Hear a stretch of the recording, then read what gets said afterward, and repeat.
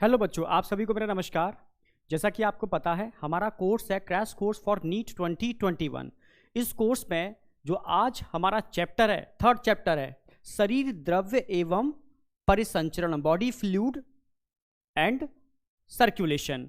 तो इसमें आज हमारा जो लेक्चर है वो फर्स्ट लेक्चर है। इसको भी 3 लेक्चर में डिवाइड किया है हमने, ठीक है। और इसका वेटेज 2 to 3 क्वेश्चंस का वेटेज है, जिसमें से हृदय से हर साल क्वेश्चन आता है, ठीक है। इसके अलावा रक्त से भी क्वेश्चन आता है, बट वहां से तो पक्का है, ठीक है। तो 2 से 3 क्वेश्चन का वेटेज है, ध्यान रखना। स्टार्ट करते हैं।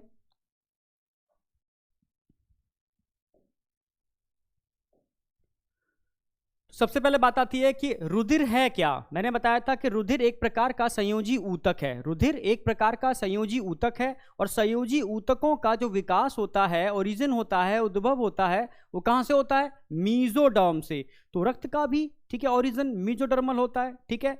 ये एक फ्लूइड भी है, इसलिए संयोजी ऊतक, ये fluid connected tissue term use करते हैं इसके लिए। तो इसमें मैं पढ़ना क्या है बेटा, यहां हम पढ़ने वाले हैं कि इसमें द्रव्य आधात्री यानी मैट्रिक्स, प्लाज्मा और अन्य संगठित संरचनाएं, लाइक कह सकते हो आप लाल रुधिर कणिकाएं, श्वेत रुधिर कणिकाएं एंड प्लेटिलेट्स, इनको थ्रोम्बोसाइट्स भी बोलते हैं, इन सब के मिलने से रक्त का निर्माण होता है। तो इसी को हम फ्लो डायग्राम के थ्रू समझाते हैं कि अगर मैं ब्लड की बात करता हूं, अगर हम ब्लड की बात करते हैं तो ब्लड का निर्माण भाई किससे होता है? Main plasma. प्लाज्मा कितना प्रतिशत होता है ब्लड के अंदर? 55% होता है। और कॉर्पसल्स, कॉर्पसल्स माने कोशिकाएं, कॉर्पसल्स मतलब सेल्स। भाई सेल्स कितने होते हैं इसके अंदर? आप बोलोगे 45%। अगर मैं सेल्स की बात करता हूं तो यहां पर सेल्स कितने प्रकार के हो सकते हैं? 3 प्रकार की, ठीक है। इरेथ्रोसाइट मतलब लाल रुधिर कणिकाएं, ल्यूकोसाइट मतलब श्वेत रुधिर कणिकाएं, और थ्रोम्बोसाइट मतलब प्लेटिलेट्स। भाई इरेथ्रो माने होता है लाल, ल्यूको माने होता है सफेद, और थ्रोम्बा मतलब होता है थ्रोम्बस यानी क्लॉट करने वाली कोशिकाएं, यानी स्कंदन करने वाली कोशिकाएं, ठीक है। तो ये तीनों कोशिकाओं के बारे में हम डिटेल में पढ़ेंगे। और प्लाज्मा की अगर बात की जाए, तो प्लाज्मा में भी आपको हम डिटेल में बताने वाले हैं क्या क्या। अप्रोक्सीमेटली 90 से लेकर के 92% तो प्लाज्मा में वाटर, जल ही होता है, ठीक है, मैक्सिमम। इसके अलावा अगर हम बात करते हैं तो लगभग यहां पर इनऑर्गेनिक और ऑर्गेनिक कंपोनेंट में डिवाइड कर सकते हो इसको।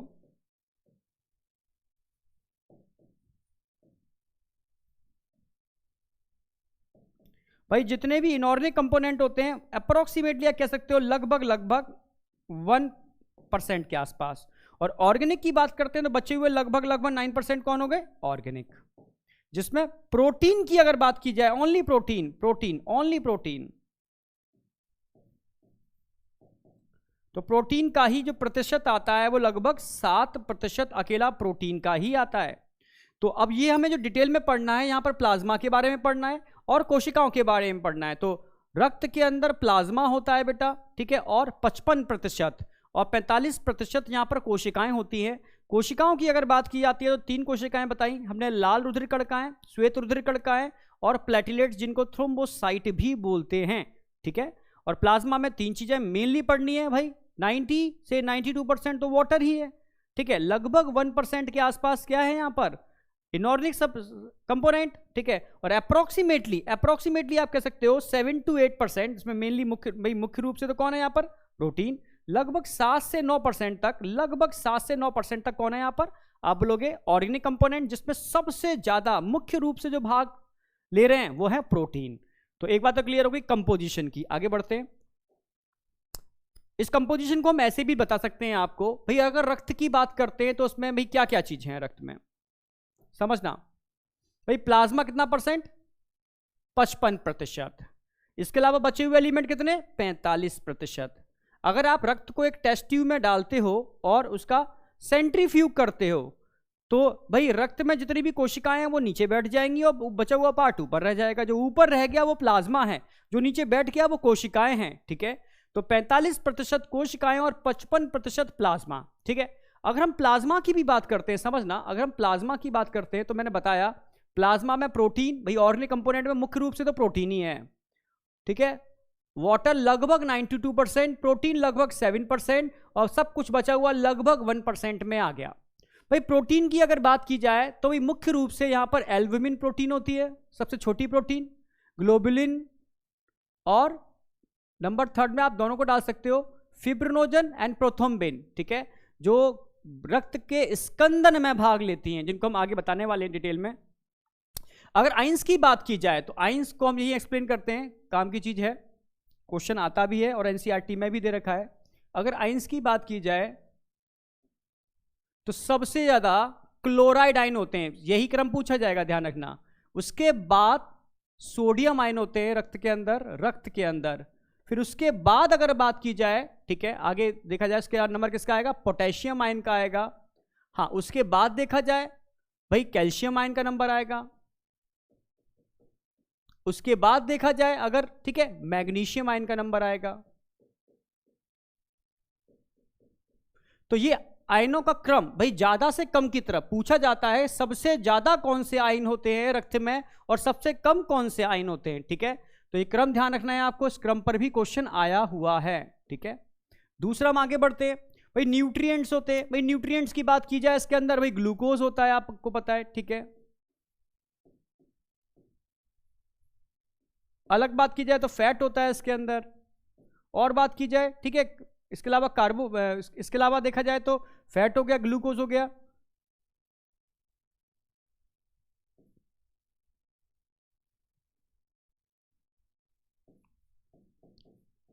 विटामिन्स हो गए, ठीक है, मिनरल्स हमने ऊपर कर ही दिए, इत्यादि कर दो, एटसेट्रा। तो ये सब चीजें इसके अंदर मिल रही हैं। वेस्ट प्रोडक्ट भी होते हैं, आप जानते हो, यूरिया इसके अंदर होता है, ठीक है, ठीक है, गैसेस के अंदर होते हैं और रेगुलेटरी सब्सटेंस इसके अंदर होती है, लाइक हार्मोन, ठीक है। और अगर हम WBC, अच्छा प्लेटिलेट्स की बात करते हैं तो प्लेटिलेट्स कितने होते हैं लगभग इसके अंदर, आप बोलोगे लगभग 1.5 लाख से 3 लाख पर mmQ। ल्यूकोसाइट WBC कितने होते हैं इसके अंदर, लाल श्वेत रुधिर कणिकाएं, आप बोलोगे लगभग 7000 के आसपास पर mmQ। हाँ, सबसे ज्यादा कौन से होते हैं, लाल रुधिर कणिकाएं, एरिथ्रोसाइट, लाल रुधिर कणिकाएं, लगभग कह सकते हो 5.5 मिलियन पर mmQ। समझ रहे हो ना मेरी बात, 5.5 बहुत होता है, ठीक है। तो अगर आपसे क्रम पूछा जाए कि इन सब, ये क्वेश्चन आता है कि इनका घटता हुआ क्रम बताओ, तो सबसे ज्यादा कौन होगा अभी रक्त के अंदर, सबसे ज्यादा R, सबसे इंपॉर्टेंट लाइन है इसकी।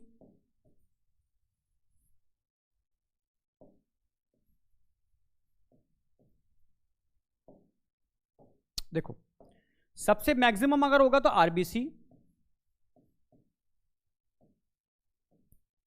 अब RBC के बाद किसका नंबर आता है, प्लेटिलेट्स।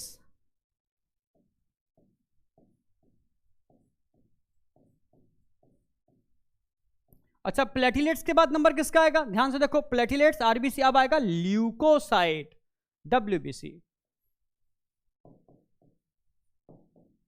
अच्छा, WBC में भी अगर पूछे कि भाई सबसे ज्यादा कौन से WBC और सबसे कम कौन से, ये भी क्वेश्चन आएगा, या इनका भी क्रम अरेंज कर सकता है वो।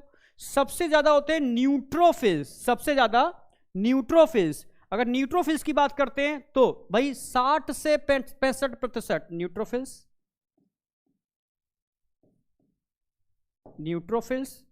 फिर उसके बाद किसका नंबर आएगा न्यूट्रोफिल्स के बाद, न्यूट्रोफिल्स के बाद आता है lymphocyte.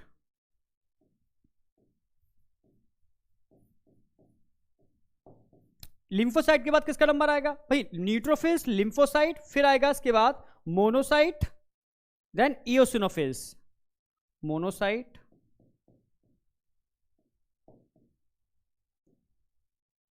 इओसिनो, then finally basophils, last में बाइसोफिल्स। तो अगर आपसे घटता हुआ क्रम पूछा जाए तो सबसे ज्यादा RBC, लाल रुधिर कणिकाएं, फिर प्लेटिलेट्स, थ्रोम्बोसाइट, फिर WBC, श्वेत रुधिर कणिकाएं। और श्वेत रुधिर कणिकाओं में भी अगर आपसे पूछा जाए घटता हुआ क्रम बताओ तो सबसे ज्यादा न्यूट्रोफिल्स, फिर लिम्फोसाइट, फिर मोनोसाइट, फिर इओसिनोफिल्स और फाइनली बेसोफिल्स। ये क्वेश्चन आता है, ठीक है। 2 क्वेश्चन मैंने बता दिए घटते क्रम के अंदर, एक आयन का घटता हुआ क्रम पूछेंगे और कोशिकाओं का घटता हुआ क्रम पूछेंगे, ये क्वेश्चन बनते हैं, ठीक है, ये ध्यान रखने हैं आपको। आगे चलते हैं। अच्छा, एक पॉइंट है, अगर आपसे पूछा जाए कि प्लाज्मा क्या होता है, सीरम क्या होता है और लिम्फ क्या होता है, ठीक है, पहले मैं अभी बताया मैंने कि अगर रुधिर में से यानी रक्त में से कोशिकाओं को निकाल दिया जाए तो क्या बचेगा? प्लाज्मा। भाई रक्त होता ही है कोशिकाओं और प्लाज्मा के मिलने से, समझना, जो बनता है उसी को तो रक्त बोलते हैं। तो आपसे प्लाज्मा पूछा जाए तो क्या बोलोगे? ब्लड माइनस सेल्स, प्लाज्मा हो गया। भाई सीरम क्या होता है? ठीक है, अब ध्यान रखना है, अगर हम प्लाज्मा में से, समझना, अगर हम प्लाज्मा में से जो ब्लड क्लॉटिंग फैक्टर होते हैं, रक्त को स्कंदित करने वाले कारक, समझना, उन सबको निकाल दिया जाए तो बचा हुआ क्या कहेंगे? उसको हम सीरम। ठीक है, देखा भी होगा आपने अक्सर कर, अगर चोट लग जाती है, ठीक है, चोट लगने पर क्या होता है? वहां पर ब्लीडिंग होती है। ब्लीडिंग के बाद क्या होगा? भाई जितने भी रक्त को स्कंदित करने वाले कारक होते हैं, लगभग 13, वो अपना काम कर देते हैं क्लॉटिंग के बाद। तो जो चिपचिपा येलोइश बचता है उसको क्या बोलते हैं हम? सीरम। तो सीरम एक्चुअल में है क्या? आप बोलोगे plasma minus blood clotting factor. ठीक है भाई, लिम्फ क्या होता है? लसिका। लिम्फ मतलब लसिका। लसिका क्या होता है? इस पे तो क्वेश्चन बहुत आता है।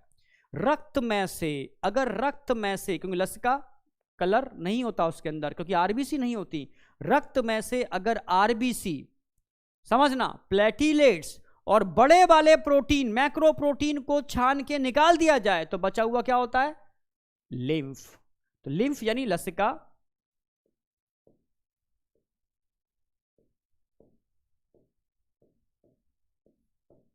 तो अगर लिम्फ की बात की जाए बेटा, तो लिम्फ क्या होता है? अब ये बहुत इंपॉर्टेंट है, क्वेश्चन आता है इस पर भी। ब्लड माइनस, अब क्या क्या माइनस? आरबीसी। और क्या? आरबीसी के अलावा आप बोलोगे प्लेटिलेट्स। और क्या? आप बोलोगे मैक्रो, बड़े साइज के प्रोटीन, मैक्रो प्रोटीन्स, बड़े साइज के प्रोटीन। इन तीनों को अगर निकाल दिया जाए रक्त में से तो बचा हुआ क्या होगा बेटा? आप बोलोगे लसिका। लसिका मतलब लिम्फ, जो कलर लेस होता है, क्योंकि आरबीसी उसके अंदर नहीं होते, और आरबीसी ही कलर के लिए उत्तरदायी होते हैं, क्योंकि आरबीसी के अंदर क्या होता है? कौन सा वर्णक होता है? हीमोग्लोबिन। तो ये तीनों पॉइंट बहुत इंपॉर्टेंट पॉइंट है जो आपको ध्यान रखने हैं। अगर हम ब्लड की बात करते हैं, समझना, तो ब्लड में प्रोटीन की बात करते हैं, ब्लड प्रोटीन।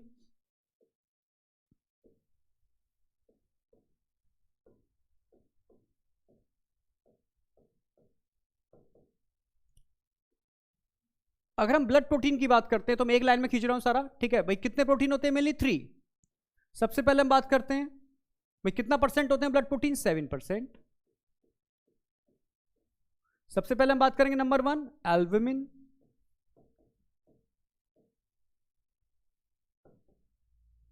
अगर हम बेटा एल्बुमिन प्रोटीन की बात करते हैं तो इससे संबंधित सिर्फ 3 बातें ध्यान रखनी है भाई। कैसे प्रोटीन है, कहां बनते हैं और क्या करते हैं? स्मॉलेस्ट, सबसे छोटे होते हैं। स्मॉलेस्ट, सबसे छोटे होते हैं। कहां बनते हैं भाई? निर्माण कहां होता है इनका? निर्माण लिवर में। अगर निर्माण की बात की जाए तो क्या बोलेंगे? लिवर, यकृत। कार्य क्या करते हैं ये? कार्य, तो आप बोलोगे भाई एल्बुमिन का कार्य है परासरण नियमन, यानी ऑस्मो रेगुलेशन, यानी शरीर की परासरणता को नियंत्रित करने का कार्य करते हैं। तभी देखा होगा कि क्वाशरकोर, मैंने बताया भी था, क्वाशरकोर में परासरणता बिगड़ जाती है और पेट वाला पार्ट फूल जाता है, ठीक है, प्रोटीन की कमी से, एल्बुमिन की कमी हो जाती है। कैंसर की जब लास्ट स्टेज होती है तो कैंसर पेशेंट का पेट थोड़ा सा फूल जाता है, ठीक है, तो देखोगा पेट वाला पार्ट थोड़ा सा बड़ा हो जाता है कैंसर पेशेंट का।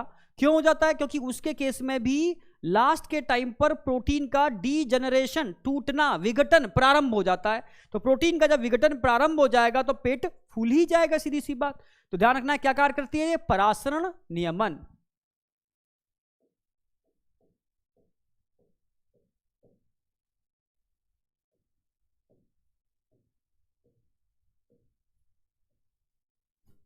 यानी ऑस्मोरेगुलेशन।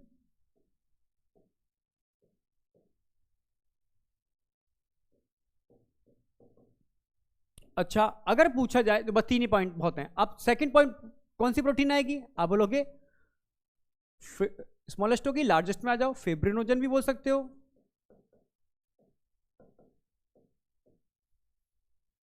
एक साथ लिख देते हैं, या प्रोथ्रोम्बिन।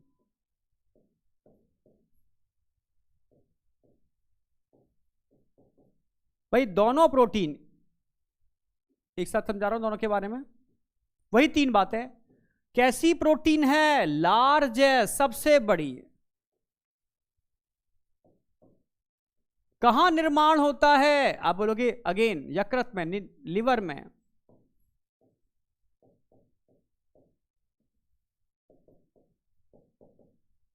क्या करती है? रक्त का स्कंदन, ब्लड क्लॉटिंग।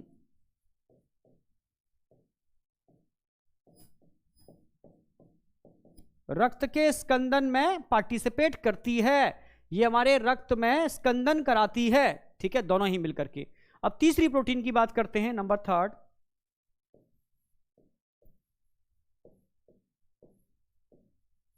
ग्लोब्यूलिन। अब ग्लोब्यूलिन भी 3 प्रकार की होती है, अल्फा,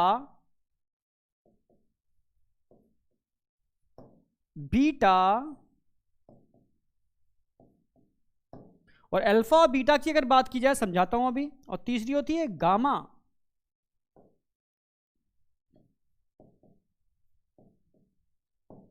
अल्फा और बीटा की बात की जाए तो 2 बातें भाई। अल्फा और बीटा जो होते हैं कहां बनते हैं? निर्माण कहां होता है अल्फा बीटा का? आप बोलोगे लिवर। रक्त की सारी प्रोटीन का निर्माण लिवर में होता है, एक को छोड़ करके। कौन सी? Gamma globulin. क्या करते हैं ये? बोलोगे भाई ये परिवहन में मदद करते हैं। ठीक है, कह सकते हो भाई बांधने में और परिवहन में, जैसे विटामिन हुए, यानी न्यूट्रिएंट्स कह सकते हो, पोषक तत्वों के परिवहन में। ठीक है, फंक्शन, कार्य क्या होगा इनका? कार्य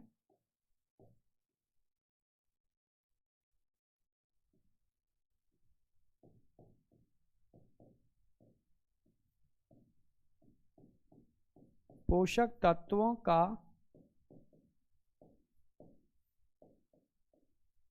परिवहन। अच्छा, अब बात आती है गामा ग्लोबुलिन। गामा ग्लोबुलिन क्या करते हैं? यही है वेरी इंपॉर्टेंट। इस पर क्वेश्चन आएगा गामा ग्लोबुलिन पे। तो गामा ग्लोबुलिन की जब भी बात आएगी तो आपको क्या याद रखना है गामा ग्लोबुलिन के केस में? इनको बोलते हैं इम्यूनोग्लोबुलिन। क्या बोलते हैं इनको? इम्यूनो।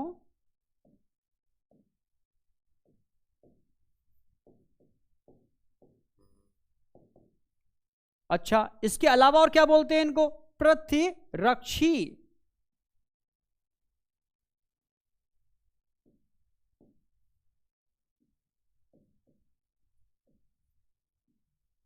मतलब एंटीबॉडी।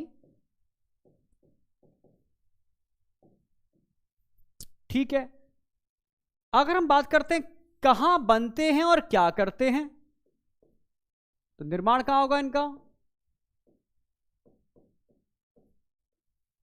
प्लाज्मा कोशिकाओं के द्वारा।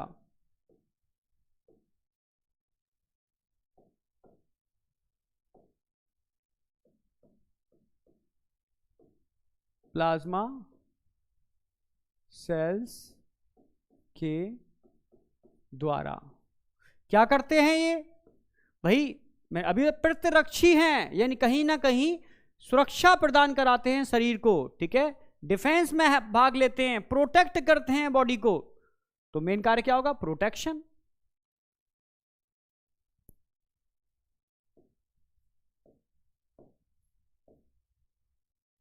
प्रतिरक्षा ही लिख देते हैं, प्रोटेक्शन।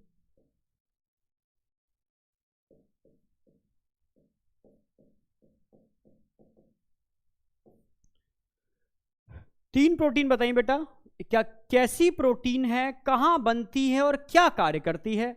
एल्बुमिन सबसे छोटी है, कहां बनती है? आप बोलोगे अच्छा ये परसेंटेज भी तो आपको याद रख पाओ तो बहुत अच्छी बात है। एल्बुमिन की अगर परसेंटेज की बात करता हूं मैं, एल्बुमिन सबसे ज्यादा यही होती है, अप्रोक्सीमेटली आप बोल सकते हो 4% के आसपास। तो ये 7 है, 7 की 4 अकेली यही है। फिब्रिनोजन और प्रोथ्रोम्बिन दोनों की बात करते हैं तो अप्रोक्सीमेटली 0.6%, सबसे कम यही है। और रिमेनिंग बची हुई कौन सी हो गई, आप बोलोगे ग्लोबुलिन। ग्लोबुलिन कितना परसेंट हो गई, आप बोलोगे अप्रोक्सीमेटली 2.4% के आसपास। सबसे ज्यादा ध्यान रखना है एल्बुमिन होती है, ठीक है, स्मॉलेस्ट है, लिवर में बनती है, परास्तरण नियमन का कार्य करती है। दूसरी मैंने बताई बेटा प्रोथ्रोम्बिन या फिब्रिनोजन दोनों लार्जेस्ट हैं, ठीक है, बनती ये भी लिवर में, करती क्या है, रक्त का स्कंदन। तीसरी हमने बात की ग्लोबुलिन। ग्लोबुलिन 3 प्रकार की होती है, अल्फा, बीटा और गामा। अल्फा और बीटा का निर्माण भी लिवर में होता है, कार्य पोषक तत्वों का परिवहन यानी ट्रांसपोर्ट, ठीक है। और अगर गामा की बात करते हैं तो गामा को बोलते हैं इम्यूनोग्लोबुलिन, प्रतिरक्षी भी बोल सकते हो, एंटीबॉडी भी बोल सकते हो। इनका निर्माण प्लाज्मा कोशिकाओं के द्वारा होता है और करती क्या है, प्रोटेक्शन, सुरक्षा प्रदान कराती हैं, ठीक है, हमारी बॉडी को सुरक्षा प्रदान कराती हैं, प्रोटेक्ट करती हैं, ठीक है, डिफरेंट टाइप के बाहरी प्रतिजनों से, ठीक है। तो बेसिक समझ में आ गया प्रोटीन से संबंधित। अगर आगे हम बढ़ना चाहें, चलो, तो अगर हम प्लाज्मा की बात करते हैं तो प्लाज्मा क्या है, मैंने बताया था प्लाज्मा एक, ठीक है, एक प्रद्रव्य है, हल्के पीले रंग का गाढ़ा तरल पदार्थ है जो रक्त के आयतन लगभग 55%, ठीक है, अभी बताया था प्लाज्मा कितना होता है 55%, ठीक है, प्लाज्मा ही होता है जिसमें 90 से लेकर के 90 से लेकर के 92% जल होता है बेटा। 6 से लेकर के 8% प्रोटीन होते हैं इसके अंदर। इसके अलावा फिब्रिनोजन होते हैं, बताया मैंने, ग्लोबुलिन प्रोटीन होती है, एल्बुमिन प्रोटीन होती है, प्लाज्मा में उपस्थित मुख्य प्रोटीन है। अगर हम फिब्रिनोजन की बात करते हैं कि इनकी आवश्यकता रक्त थक्का बनाने या स्कंदन में होती है, अभी बताया। जबकि ग्लोबुलिन के केस में मैंने बताया था ग्लोबुलिन का उपयोग क्या है, शरीर के प्रतिरक्षा तंत्र, तथा एल्बुमिन का उपयोग क्या था, परासरणीय संतुलन यानी कह सकते हो परासरण नियमन के लिए होता है। ये सारे वो फंक्शन है जो मैंने लिखा दिए, डायरेक्ट क्वेश्चन आते हैं।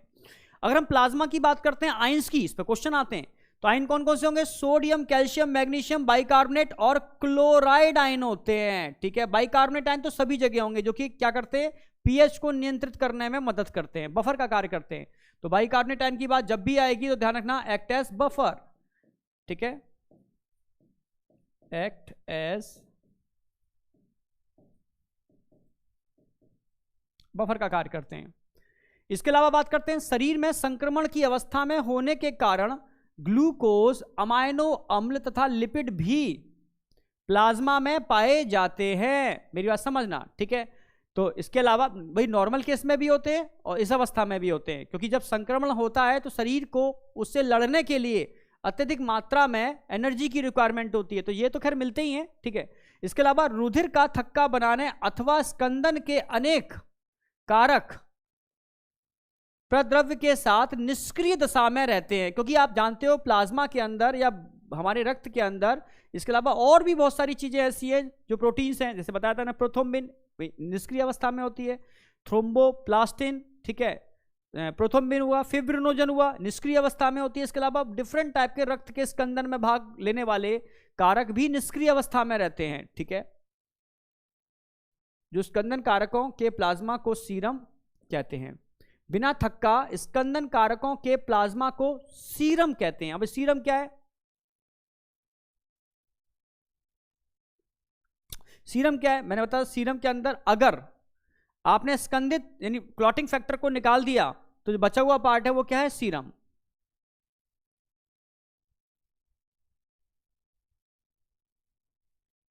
आगे बढ़ते हैं।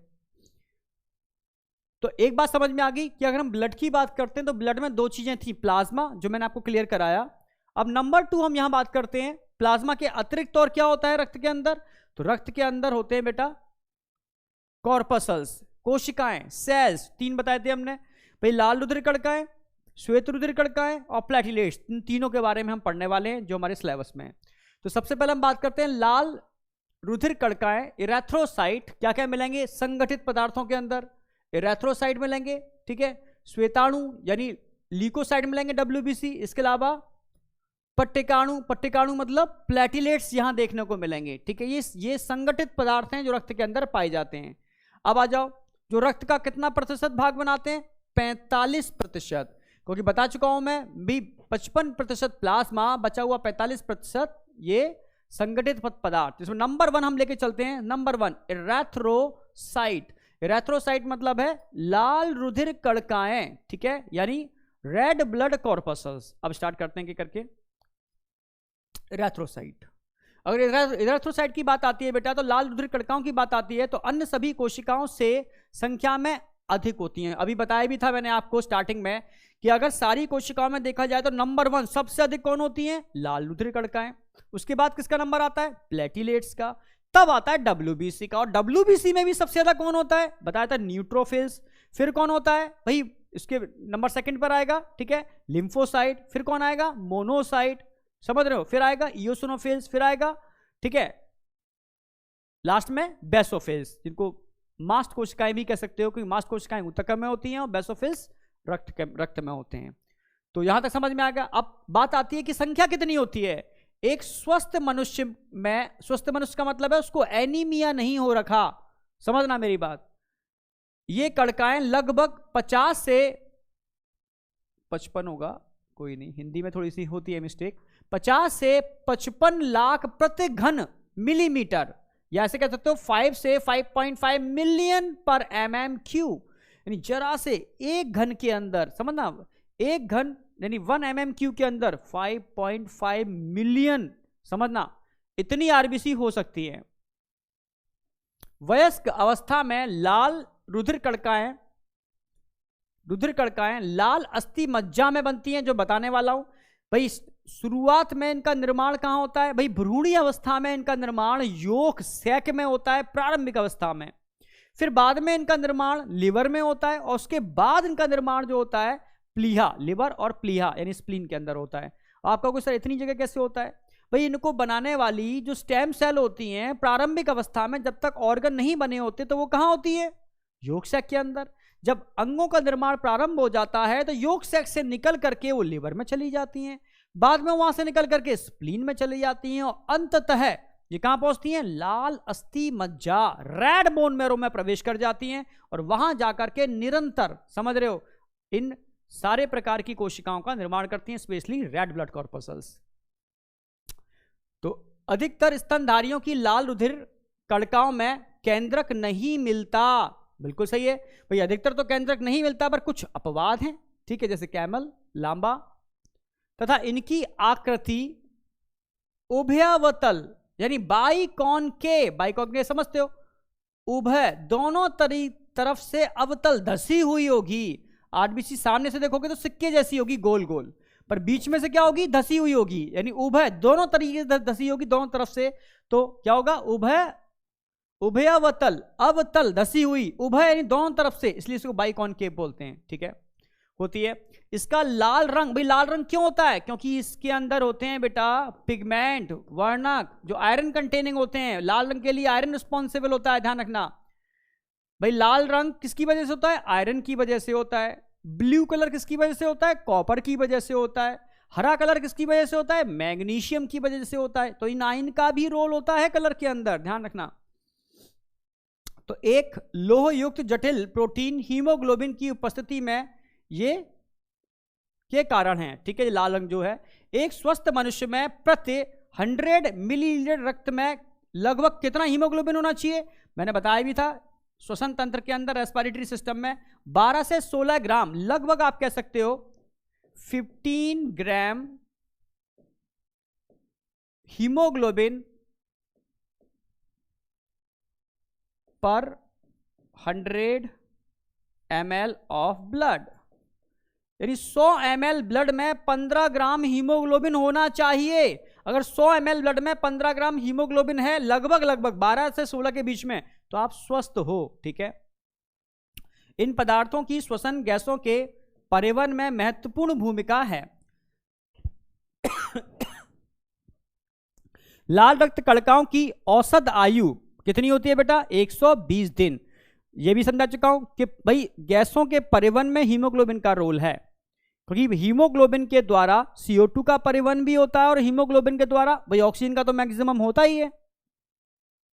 लाल रक्त कणिकाओं की औसत आयु 120 दिन होती है। तत्पश्चात इनका विनाश प्लीहा लाल रक्त कणिकाओं की कब्रिस्तान में होता है, प्लीहा में ही नहीं होता।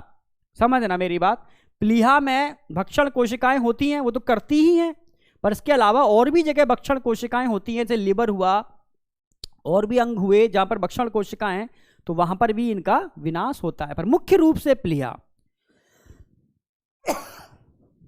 सॉरी। अब बात आती है, समझने की कोशिश करना, इरेथ्रोसाइट आरबीसी यानी लाल रुधिर कणिकाओं का नंबर क्या होता है। अभी एनसीईआरटी में मैंने बताया कितना होता है, अकॉर्डिंग टू एनसीईआरटी आप बोल सकते हो, अकॉर्डिंग टू एनसीईआरटी 5 से लेकर के 5.5 मिलियन पर mm³ प्रति घन के अंदर लगभग 5 से लेकर के 5.5 मिलियन पर mm³ इतना आरबीसी होती हैं, ध्यान रखना, ठीक है, एक घन के अंदर। और एक आरबीसी के अंदर अगर आपसे कहा जाए कि इन हीमोग्लोबिन पिगमेंट जो वर्णक हैं ये कितने होते हैं, 280 मिलियन, 280 मिलियन, तो सोचो, समझ गए होगे, ठीक है। तो संख्या ध्यान रखनी है, और इनमें से भी प्रतिदिन 1% आरबीसी का विनाश हो जाता है, प्रतिदिन 1% आरबीसी, यानी पर डे 1% आरबीसी का ब्रेकडाउन हो रहा है प्लिया के अंदर, और लगभग इतना मिलियन का क्या हो रहा है, फॉर्मेशन, यानी रिप्लेसमेंट हो रहा है। तो आरबीसी टूटती है तो कुछ टॉक्सिक सब्सटेंस भी बनते हैं, जैसे मैंने बताया भी था आपको, बाइल पिगमेंट, जो बहुत ही घातक होते हैं, जो कह सकते हो बाइल जूस के माध्यम से हमारी आहार नाल और वहां से विस्टा के माध्यम से और यूरिन के माध्यम से शरीर के बाहर निकाले जाते हैं। तभी तो कहा जाता है कि हमें अपना ब्लड डोनेट करते रहना चाहिए। ब्लड डोनेट करोगे तो जो आरबीसी हमारे अंदर, समझना, ब्रेकडाउन होने थे, जो नष्ट होने थे, जिसकी वजह से वो टॉक्सिक मटेरियल बनना था, वो कम बनेगा। तो ब्लड हमें हमेशा दान देना चाहिए, एक कारण ये भी है। दूसरा कारण क्या है, अचानक से जब ब्लड की कमी होती है शरीर के अंदर दान देते समय, तो अचानक से हमारी किडनी के जेजी सेल होते हैं, जस्टा ग्लोमेरुलर सेल, वो एक हार्मोन का निर्माण करते हैं, एराथ्रोपोइटिन, समझना, वो हार्मोन अचानक से कमी की, वो तभी निकलेगा जब अचानक से कमी होगी, और तब वो हार्मोन एराथ्रोपोइसिस कराता है। तो उस हार्मोन के स्राव को भी एक्टिव रखना है आपको इमरजेंसी के लिए, इसलिए रक्तदान देना बहुत जरूरी है। कब, जब आप 18 क्रॉस कर जाओ, ठीक है, तब। अब आगे बढ़ते हैं भाई, size and shape of RBC. भाई आरबीसी मैंने बताया क्या होती है, उभय अवतल, उभय मतलब दोनों तरफ से धसी हुई, ऊपर से भी धसी हुई, नीचे से भी धसी हुई, ठीक है, साइड व्यू देखोगे। और आरबीसी के अंदर क्या होते हैं, आरबीसी में होते हैं वर्णक पिगमेंट। कौन से पिगमेंट होते हैं, हीमोग्लोबिन, अंदर क्या है, हीमोग्लोबिन, एचबी। कितने हीमोग्लोबिन के पिगमेंट होते हैं, बताया भी थे मैंने, 280 मिलियन, बहुत ज्यादा हो गए, ठीक है। तो आरबीसी का अगर आप शेप और साइज देखोगे तो मैंने बताया भी था, लगभग इसका जो मोटाई होती है 2 माइक्रोमीटर की होती है, और इसका जो व्यास होता है बेटा, व्यास लगभग 7.5 माइक्रोमीटर का होता है। तो पूरा क्षेत्रफल निकालोगे तो इसका, इसमें क्या कर दोगे, इनटू, तो इसका पूरा क्षेत्रफल निकल के आ जाएगा। तो आरबीसी का भाई साइज एंड शेप समझ में आ गया। केंद्रक विहीन होती है, इसके अंदर केंद्रक नहीं होता, जब परिपक्व हो जाती है तो केंद्रक नहीं होता। हाँ, अपरिपक्व वाली अवस्था में केंद्रक होता है, पर मैच्योर हो जाने के बाद केंद्रक गायब हो जाता है। तो size and shape of RBC की अगर बात करते हैं,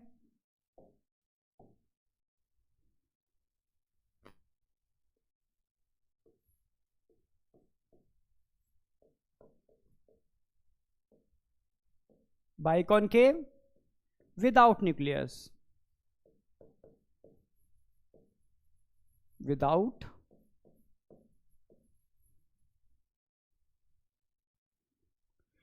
अच्छा, बाइकॉनकेव स्ट्रक्चर क्यों होता है इसका, भाई आखिर क्या है। भाई बाइकॉनकेव की वजह से सरफेस एरिया क्या हो जाता है, बढ़ जाता है। बाइकॉनकेव होगा तभी सरफेस एरिया बढ़ेगा, ठीक है। और विदाउट न्यूक्लियस क्यों, क्योंकि न्यूक्लियस की वजह से, भाई न्यूक्लियस अगर होगा तो वो विभिन्न प्रकार की उपापचयी क्रिया करेगा, और उपापचयी क्रिया होंगी तो आरबीसी का मेन पर्पस क्या है, भाई ऑक्सीजन गैसेस का परिवहन। तो उन उपापचयी क्रियाओं के लिए ऊर्जा की आवश्यकता होगी, और ऊर्जा के लिए गैस की आवश्यकता होगी। तो ट्रांसपोर्ट क्या करेगा, तो परिवहन की जगह वो गैस को खुद यूज कर लेगा। तो नेचर ने क्या काम किया, उसके न्यूक्लियस को बाहर निकाला, विदाउट न्यूक्लियस बनाया, ठीक है, पहली बात। और उसमें ज्यादा हीमोग्लोबिन आ पाए इसलिए क्या करती है, बाई कॉनकेव। तो ये दोनों तरीके के स्ट्रक्चर कह सकते हो अनुकूल बनाते हैं आरबीसी को गैसों के स्थानांतरण के लिए। बहुत इंपॉर्टेंट चीज है, ध्यान रखना है आपको। अगर हम बात करते हैं आरबीसी के अंदर होता क्या है बेटा, हीमोग्लोबिन, तो हीमोग्लोबिन की बात कर लेते हैं। अगर आरबीसी के अंदर देखेंगे तो बाई कॉनकेव स्ट्रक्चर हो गया,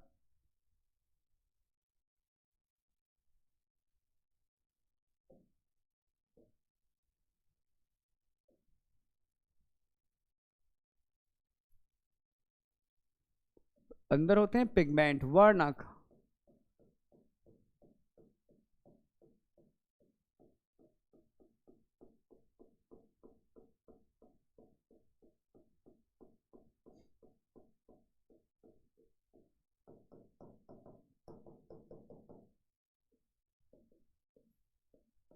एचपी हीमोग्लोबिन कितने बताए थे मैंने अभी, 280 मिलियन।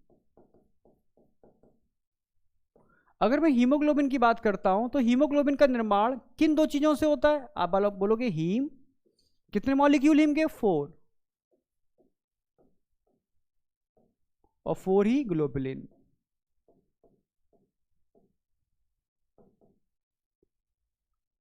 अगर मैं हीम की बात करता हूं, समझना, पहले ग्लोबुलिन की बात करते हैं। ग्लोबुलिन में कितने मॉलिक्यूल, 4, भाई 2 तो अल्फा चेन होंगे उसमें, 2 अल्फा चेन, और 2 क्या होंगे इसके अंदर, बीटा चेन। डायग्राम बना के समझाया था रेस्पिरेटरी सिस्टम में। तो 4 मॉलिक्यूल तो ग्लोबुलिन, ग्लोबुलिन क्या हो गई, प्रोटीन।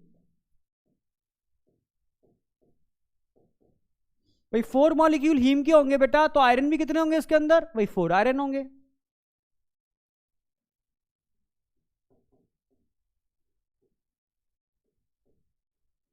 Fe2 positive.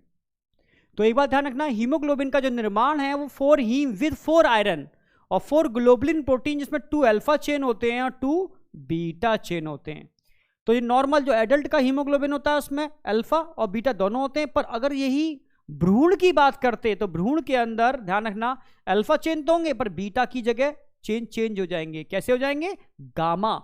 और अगर म्यूटेंट हीमोग्लोबिन होता है तो वहां बीटा की जगह क्या हो जाएंगे, डेल्टा। तो एक्चुअल में 3 टाइप के हीमोग्लोबिन हो सकते हैं, ठीक है, म्यूटेंट हीमोग्लोबिन, फीटस का हीमोग्लोबिन भ्रूणीय, और एडल्ट का। अंतर बीटा चेन में होगा, अल्फा में अंतर नहीं होता। बहुत इंपॉर्टेंट बात ध्यान रखना है आपको। यहां पर अमाइनो एसिड बात करोगे तो लगभग 141 अमाइनो एसिड की चेन होती है, 141 अमाइनो एसिड की चेन होती है। और बीटा की अगर बात करोगे तो 146 अमाइनो एसिड की चेन होती है। तो ये हीमोग्लोबिन की बात आ गई। अब बात आती है कि आरबीसी के अंदर जो हीमोग्लोबिन है, आरबीसी का निर्माण है कहां होता है, बताया था मैंने। आरबीसी बनने की जो प्रक्रिया है इसको क्या बोलते हैं, इरेथ्रोपोइसिस। पोइसिस मतलब बनना, तभी तो मैंने बोला था कि जेजी सेल से जो हार्मोन निकलता है क्या बोलते हैं उसको, इरेथ्रोपोइटिन, जो क्या कराता है, इरेथ्रोपोइसिस। कहां पर, लॉन्ग बोन के लाल अस्थि मज्जा में, ठीक है, रेड बोन मैरो में। तो अब एक बात ध्यान रखना, मैंने बताया था कि भाई छोटे भ्रूण है अगर भ्रूणीय अवस्था, उसमें तो लाल अस्थि मज्जा नहीं होगा। तो प्रारंभिक भ्रूणीय अवस्था में योग सैक के अंदर आरबीसी का निर्माण होता है, बाद में लिवर का निर्माण हो जाता है तो लिवर में होगा, फिर फाइनली क्या होगा, स्प्लीन। जब धीरे धीरे उसके अंदर अस्थि मज्जा बनना चालू हो जाता है यानी एडल्ट के अंदर, फिर क्या होगा, रेड बोन मैरो, लाल अस्थि मज्जा, ठीक है। अच्छा कैसे होता है, अब देखो, अगर मैं बोन का डायग्राम बनाऊं बेटा,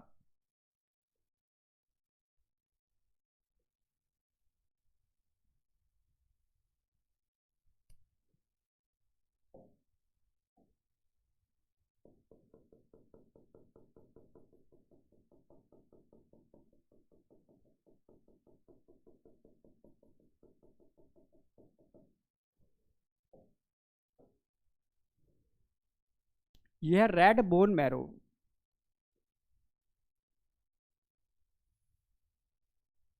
और इस रेड बोन मैरो के अंदर कोशिकाएं होती हैं, इनको स्टेम सेल्स बोलते हैं।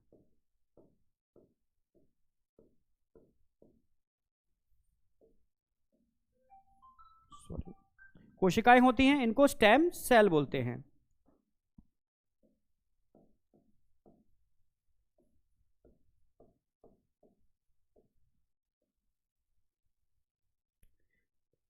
पहली बात, अगर इन स्टेम सेल की, मैंने बताया था यही तो स्टेम सेल प्रारंभिक अवस्था में कहां होती है, यॉर्क सैक के अंदर, फिर कहां होती है, लिवर के अंदर, और फिर कहां चली जाती है ये प्लीहा, स्प्लीन के अंदर। और जब लाल अस्थि मज्जा बन जाता है तो यही स्टेम सेल प्रवेश कर जाती हैं लाल अस्थि मज्जा के अंदर। समझ रहे हो, ये आ गई। और निरंतर जीवन पर्यंत ये यहां पर क्या करती रहेंगी, रक्त में मिलने वाली कोशिकाओं का निर्माण करेंगी। कैसे करेंगी, अब देखो, अगर मैं स्टेम सेल की बात करता हूं तो इन स्टेम सेल से ही बनते हैं ल्यूकोब्लास्ट।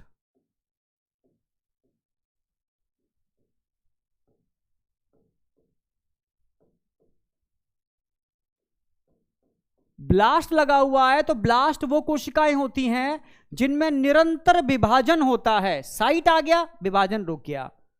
निरंतर विभाजन की जो क्षमता रखती है वो ब्लास्ट हैं। आगे आकर के नीचे ल्यूकोसाइट बनती हैं, WBC।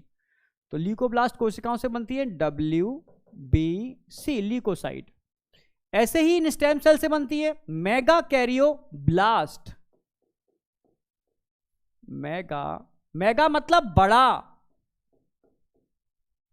कैरियो मतलब होता है केंद्रक, न्यूक्लियस, मेगा कैरियोसाइट।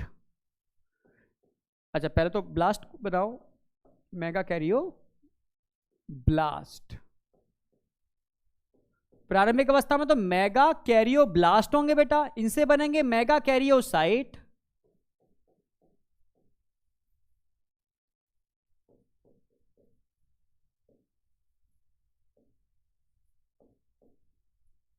और मेगा कैरियोसाइट की अगर बात आती है तो मेगा कैरियोसाइट से निर्माण होता है किसका, प्लेटलेट्स का।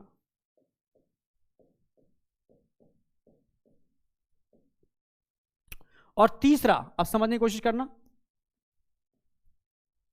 इरेथ्रोब्लास्ट।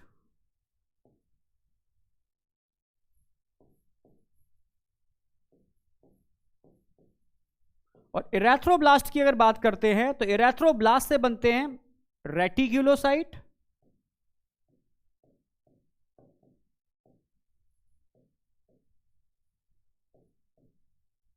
और रेटिक्यूलोसाइट ध्यान रखना इनमें केंद्रक पर उपस्थित होता है, केंद्रक न्यूक्लियस प्रेजेंट होता है, ठीक है। और इनसे बनते हैं RBC, लाल रुधिर कणिकाएं।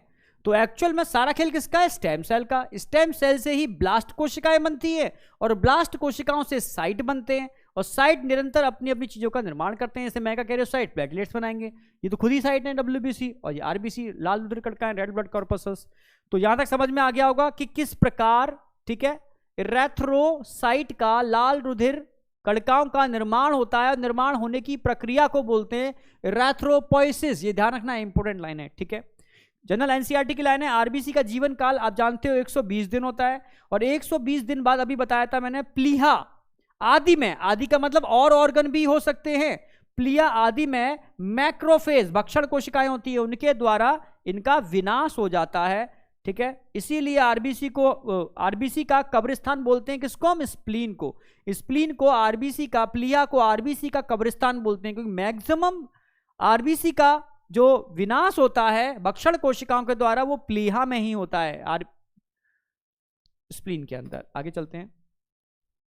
अब आती है भाई रेड ब्लड कॉर्पसल, लाल रुधिर कणिकाओं का तो कंसेप्ट एकदम क्लियर है। अब बात आती है आपको भाई श्वेत रुधिर कणिकाएं, ल्यूकोसाइट। अगर हम ल्यूकोसाइट की बात करते हैं तो ल्यूकोसाइट को हीमोग्लोबिन के अभाव के कारण रंगहीन,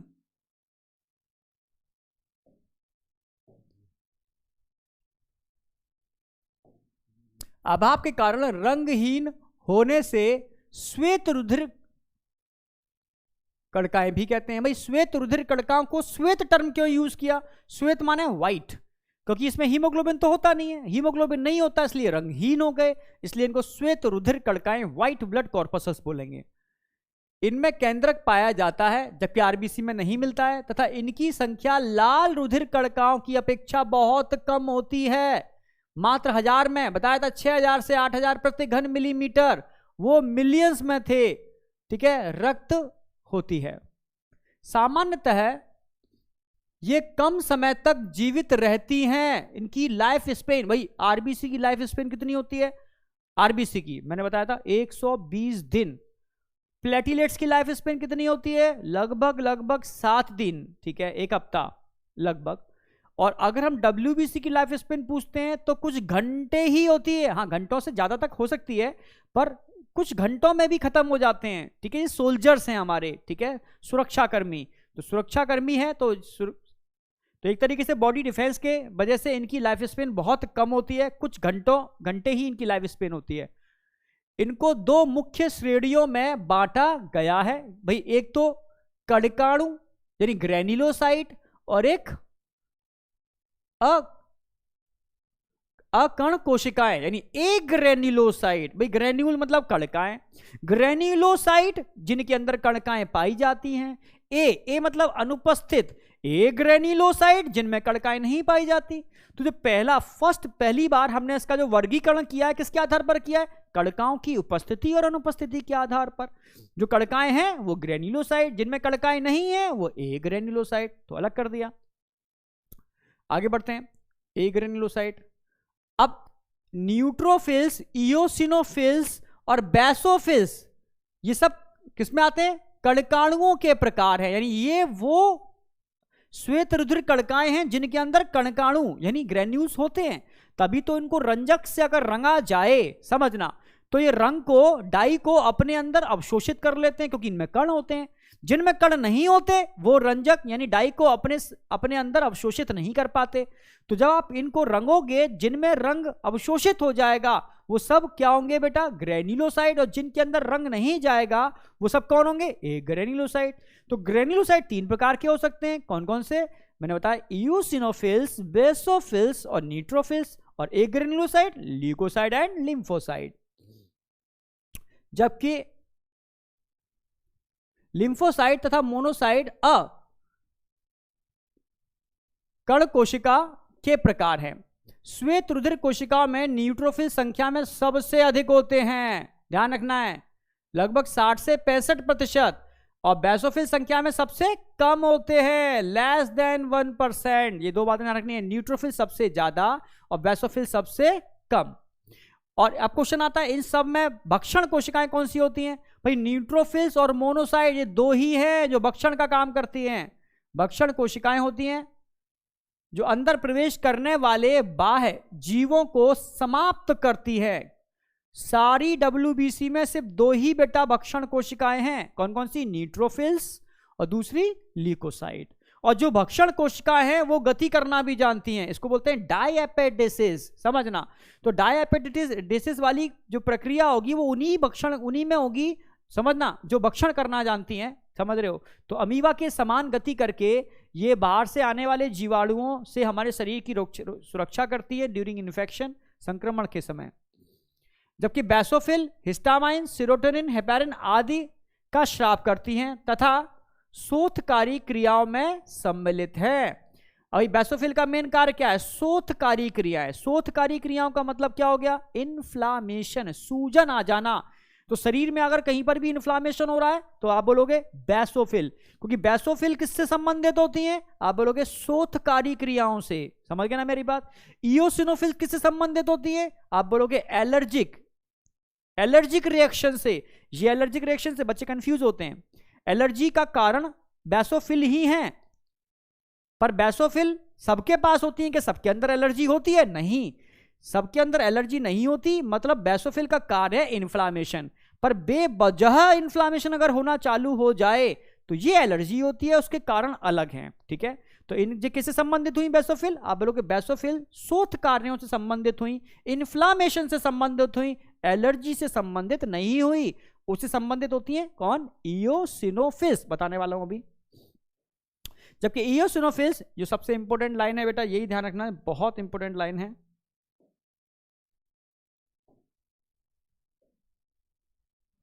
एक तो इंपॉर्टेंट लाइन क्या है,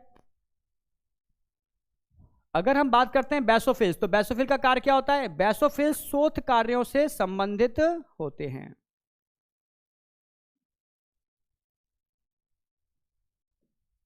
बेसोफिल शोधकारी क्रियाओं से संबंधित होती है, जबकि इयोसिनोफिल्स की अगर बात की जाए 2 से 3% होती है, ठीक है। इयोसिनोफिल्स संक्रमण से बचाव करती हैं तथा एलर्जी प्रतिक्रिया से संबंधित होती हैं, एलर्जी प्रतिक्रिया से संबंधित होती हैं। बहुत अच्छा नहीं दिख रहा, ठीक है।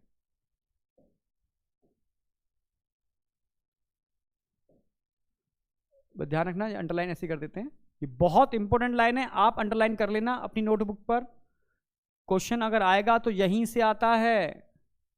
एलर्जी से संबंधित कौन है और शोध कार्यों से संबंधित कौन है।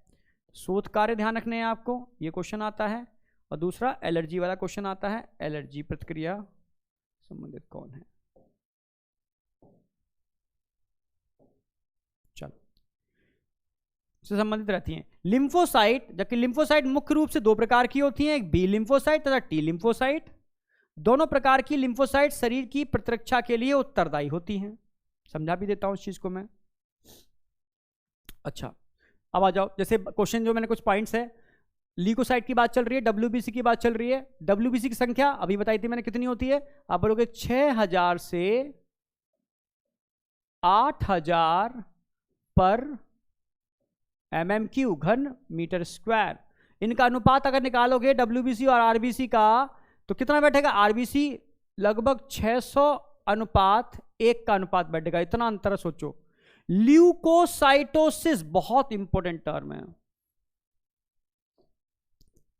आपको पता होगा जब भी शरीर के अंदर कोई संक्रमण होता है, आप डॉक्टर के पास जाते हो तो डॉक्टर क्या कहता है, भाई टीएलसी डीएलसी चेक करा के लाओ। TLC total leucocyte count, DLC differential leucocyte count. भाई टोटल ल्यूकोसाइट काउंट का मतलब हो गया आपके शरीर में जितने भी प्रकार की श्वेत रुधिर कणिकाएं हैं उनकी संख्या, समझना। और डिफरेंशियल ल्यूकोसाइट काउंट का मतलब हो गया सबकी अलग अलग संख्या, इनकी संख्या बढ़ी हुई है घटी हुई है, अगर बढ़ी हुई है मतलब संक्रमण है, ठीक है। किस प्रकार की श्वेत रुधिर कणिकाओं की संख्या बढ़ी हुई है उससे पता चलता है कि किस प्रकार का संक्रमण है, समझना। तो संक्रमण के टाइम पर इनकी संख्या बढ़ जाती है। जैसे हमारे देश पर जब बाहरी ताकतों का अटैक होता है, ठीक है, तो आप देखा होगा कि जितने भी सोल्जर्स होते हैं उनकी एक्टिविटी बढ़ जाती है। जो सोल्जर्स आपको दिखते नहीं हैं वो आपको दिखना चालू हो जाते हैं, तो ये इंडिकेटर है कि हाँ कहीं ना कहीं कोई संक्रमण या अटैक हुआ है। आप समझ गए ना मेरी बात, तो वही चीज है। तो ल्यूकोसाइटोसिस क्या होता है बेटा, increase WBC count during infection, संक्रमण के समय। तो लिख देते हैं ये वाली बात, इंक्रीज डब्ल्यूबीसी काउंट, संख्या।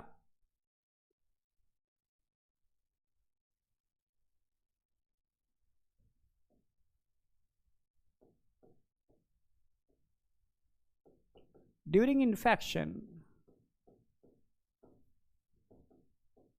यानी इन्फेक्शन के दौरान, संक्रमण के दौरान डब्ल्यूबीसी काउंट या संख्या का बढ़ जाना, यह क्या कहलाता है, ल्यूकोसाइटोसिस। आप समझना बहुत इंपॉर्टेंट चीज है, ठीक है। जब भी शरीर में संक्रमण होगा तो क्वेश्चन आएगा, ल्यूकोसाइटोसिस में भी डब्ल्यूबीसी काउंट बढ़ता है, ल्यूकेमिया में भी डब्ल्यूबीसी काउंट बढ़ता है। पर leukaemia increase WBC count during cancer, cancer के समय increase WBC count during blood cancer.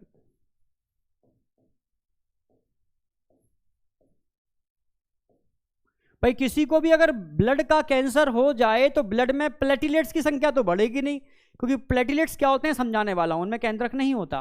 RBC की संख्या नहीं बढ़ेगी भाई, अनकंट्रोल्ड डिवीजन तो उसी की होगी, इसमें केंद्रक होता है, आरबीसी में भी केंद्रक नहीं होता परिपक्व होने के बाद। हाँ, डब्ल्यूबीसी में केंद्रक होता है और केंद्रक ही रिस्पॉन्सिबल होता है कंटिन्यू सेल को डिवाइड कराने के लिए। तो ध्यान रखना है, अगर किसी को रक्त का कैंसर है, ब्लड कैंसर है, तो उसमें डब्ल्यूबीसी काउंट बढ़ती है। तो कैंसर की वजह से डब्ल्यूबीसी काउंट बढ़ेगी, ल्यूकेमिया। क्लियर है बिल्कुल, पहली बात। और इन्फेक्शन, संक्रमण की वजह से डब्ल्यूबीसी काउंट बढ़ेगी, ल्यूकोसाइटोसिस। और जब इन्फेक्शन होता है तो जो श्वेत रुधिर कणिकाएं होती हैं, साइट ऑफ इन्फेक्शन तक एक अमीबा के समान गति करती हुई जाती हैं। अमीबा के समान जो डब्ल्यूबीसी की गति होती है भक्षण कोशिकाओं में स्पेशली, उसी को बोलते हैं डाईएपेडेसिस या द्विपद। डाईएपेडेसिस या द्विपद, ठीक है।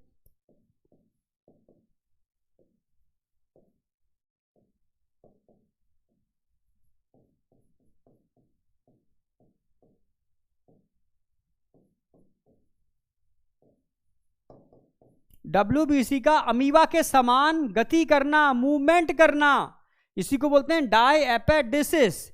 जीवन काल भाई, डब्ल्यूबीसी का जीवन काल भाई घंटों से लेकर के ईयर तक हो सकता है।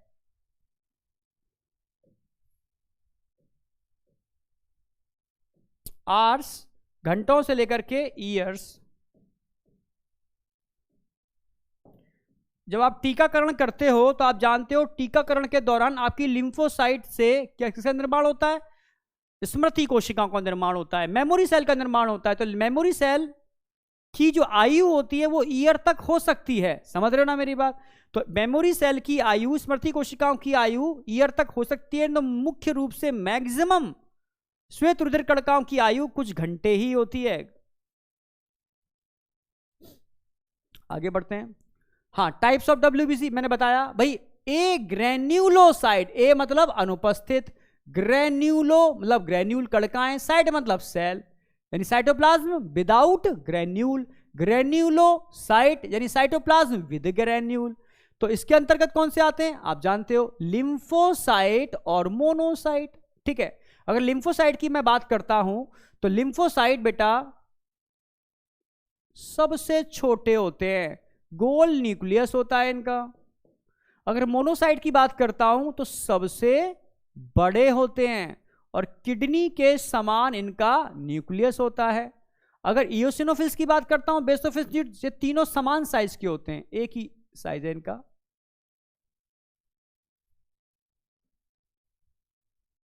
तीनों समान साइज के होंगे बेटा। और इनके अंदर क्या होंगे? ग्रेन्यूल्स, क्योंकि ये क्या होते हैं? कणिकामय। कणिकामय मतलब ग्रेन्यूलोसाइट, इनके अंदर ग्रेन्यूल्स भरे हुए होते हैं। अच्छा, अगर केंद्रक की बात की जाए तो इयोसिनोफिल्स का जो केंद्रक होता है वो मानो जैसे हेडफोन, हेडफोन समझ गए? हेडफोन कोई लगाए हुए हो, लाइक अ हेडफोन। बेसोफिल का जो केंद्रक होगा मानो इसमें 3 पालियां होंगी। कितनी पालियां? 3 पालियां, 3 पालियों वाला एस शेप। जबकि न्यूट्रोफिल्स का जो केंद्रक होता है उसमें बहुत सारी पालियां हो सकती हैं, 4 भी हो सकती हैं और 4 से ज्यादा पालियां भी हो सकती हैं। पर तीनों की खास बात, तीनों के अंदर कणिकाएं पाई जाती हैं। इयोसिनोफिल्स में 2 प्रकार की कणिकाएं दिख रही होंगी। इयोसिनोफिल्स में 2 प्रकार की कणिकाएं हैं, समझाऊंगा अभी इसको, बहुत इंपॉर्टेंट लाइन है। एक ही प्रकार की कणिकाएं हैं इनके अंदर।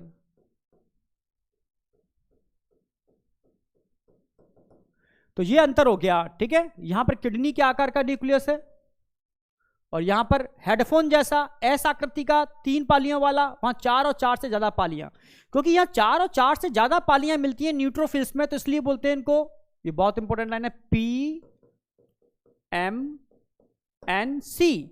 भाई कौन सी कोशिकाओं को PMNC बोलते हो? P मतलब पॉली, P मतलब पॉली, M मतलब मॉर्फो, मॉर्फो मतलब उसकी आकृति, N मतलब न्यूक्लिएटेड और C मतलब सेल, यानी ऐसी कोशिकाएं जिनके केंद्रक की विभिन्न आकृतियां मिलती हैं। समझना भाई, 4 पालियों वाला केंद्रक, 5 पालियों वाला केंद्रक, 6 पालियों वाला केंद्रक, यानी केंद्रक में विविधताएं देखने को मिल रही हैं। केंद्रक की जो मॉर्फोलॉजी है वो बहुत सारी है, पॉलीमॉर्फो यानी कई प्रकार की, न्यूक्लिएटेड सेल। तो तो पीएमएनसी कौन से होंगे इसके अंदर? न्यूट्रोफिल्स। एक बात तो क्लियर हो गई। अब लिम्फोसाइट की बात आती है, ठीक है, साइज मैंने समझाई दी है लगभग। हाँ, परसेंटेज पे क्वेश्चन आता है तो सबसे ज्यादा कौन सी होंगी बेटा? न्यूट्रोफिल्स। कितने होते हैं न्यूट्रोफिल्स? 60 से 65%। एनसीईआरटी में दे भी रखा है और क्वेश्चन भी आएगा। सेकंड नंबर पर कौन होते हैं? सेकंड नंबर पर होते हैं बेटा लिम्फोसाइट, लगभग 20 से 25%। फिर नंबर थर्ड पे कौन आएगा? नंबर थर्ड पर आएगा मोनोसाइट। मोनोसाइट अप्रोक्सीमेटली आप कह सकते हो 6 से 8%। 2 से लेस देन वन, एक से भी कम। सबसे कम कौन हो गए? बेसोफिल्स। ध्यान रखना, बेसोफिल्स और मास्ट सेल समान होते हैं, ठीक है, क्योंकि बस अंतर इतना, जो हेपेरिन को स्रावित करने वाले, हेपेरिन, हिस्टामिन, सीरोटोनिन को स्रावित करने वाली कोशिकाएं रक्त में होती हैं, उनको तो बोलते हैं बेसोफिल, और जो हमारे संयोजी ऊतकों में होती हैं उनको बोलते हैं मास्ट कोशिकाएं। एक ही चीज है, एक ही चीज स्राव कर रही हैं, दोनों के दोनों शोथ कार्यों से संबंधित हैं, इन्फ्लामेशन से संबंधित हैं, पर उपस्थिति अलग है। एक संयोजी ऊतकों में है तो एक रक्त में है। तो एक बात तो क्लियर हो गई कि परसेंटेज पे क्वेश्चन आता है, ठीक है। साइज मैंने बता ही दिया, लगभग इनका होगा 8 माइक्रोमीटर, ये होगा 18 के आसपास, ये सब बराबर होंगे, लगभग 10 माइक्रोमीटर के, ठीक है। अब बात आती है कार्य। सबसे इंपॉर्टेंट चीज तो कार्य है, इसका केंद्रक बताई दिया मैंने। कार्य, फंक्शन।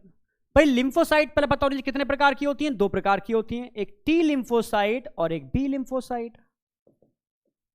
टी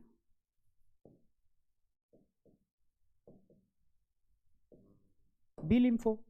टी लिम्फोसाइट की अगर बात की जाए तो ये भी कई प्रकार की होती है भाई। T helper cell, T killer cell, T suppressor cell और टी मेमोरी, स्मृति कोशिकाएं इसके अंदर होती हैं। और स्मृति कोशिकाएं टी में भी होती हैं और बी में भी होती हैं। जबकि बी की बात की जाए तो 2 ही प्रकार की होती हैं, एक तो प्लाज्मा सेल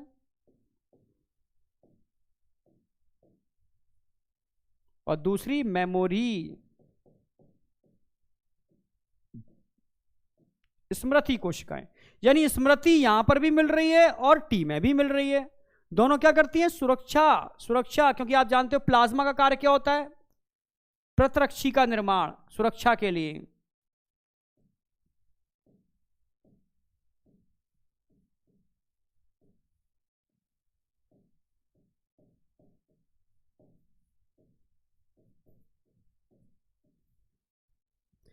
जबकि ये क्या करते हैं? एक प्रोटीन का स्राव करते हैं, समझना मेरी बात, जो कि पोर, जितने भी पैरासाइट होते हैं, कैंसर सेल्स होते हैं, उनके सतह पर पोर बना देती है, ठीक है। तो एक्वा टर्म यूज कर सकते हो उसके लिए, सॉरी, पोरफिरिन प्रोटीन। अभी जहां जरूरत नहीं है, ये मैं आगे कराऊंगा डिटेल में, ठीक है। अभी तो बस कितने प्रकार की होती हैं, सुरक्षा में दोनों दोनों भाग लेती है। प्रतिरक्षा, दोनों का कार्य क्या है? प्रतिरक्षा।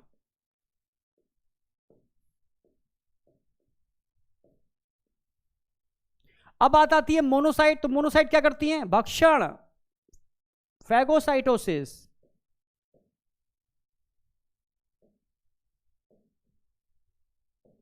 भाई ये भी भक्षण करती हैं और न्यूट्रोफिल्स भी भक्षण करती हैं, ये भी फैगोसाइटोसिस करती हैं।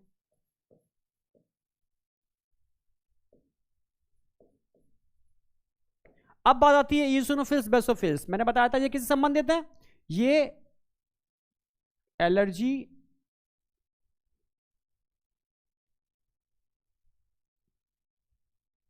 यहां लिख देते हैं,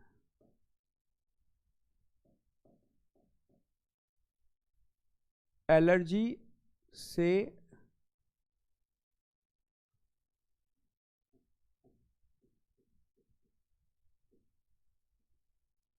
संबंधित हैं। जबकि बेसोफिल की बात की जाए तो ये शोथ कार्यों से संबंधित हैं, शोथ क्रियाएं।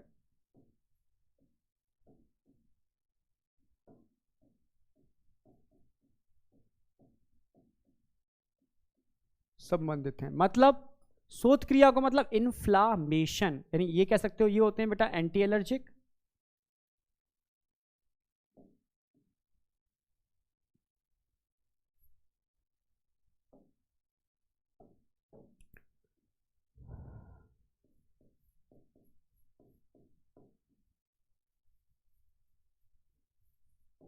एलर्जी कॉज नहीं करते, एलर्जी से बचाव करते हैं, और एंटी पैरासिटिक, और परजीवियों से भी बचाते हैं और एलर्जी से भी बचाते हैं। दोनों से बचाने के लिए रिस्पॉन्सिबल होते हैं इओसिनोफिल्स। जबकि अगर हम बेसोफिल्स की बात करते हैं तो ये क्या स्रावित करते हैं, ये श्राव करते हैं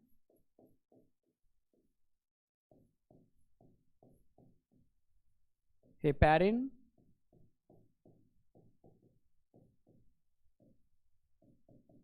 हिस्टामाइन, सेरोटोनिन, समझना, इत्यादि। यानी किससे संबंधित हो गए, आप बोलोगे ये इन्फ्लामेशन,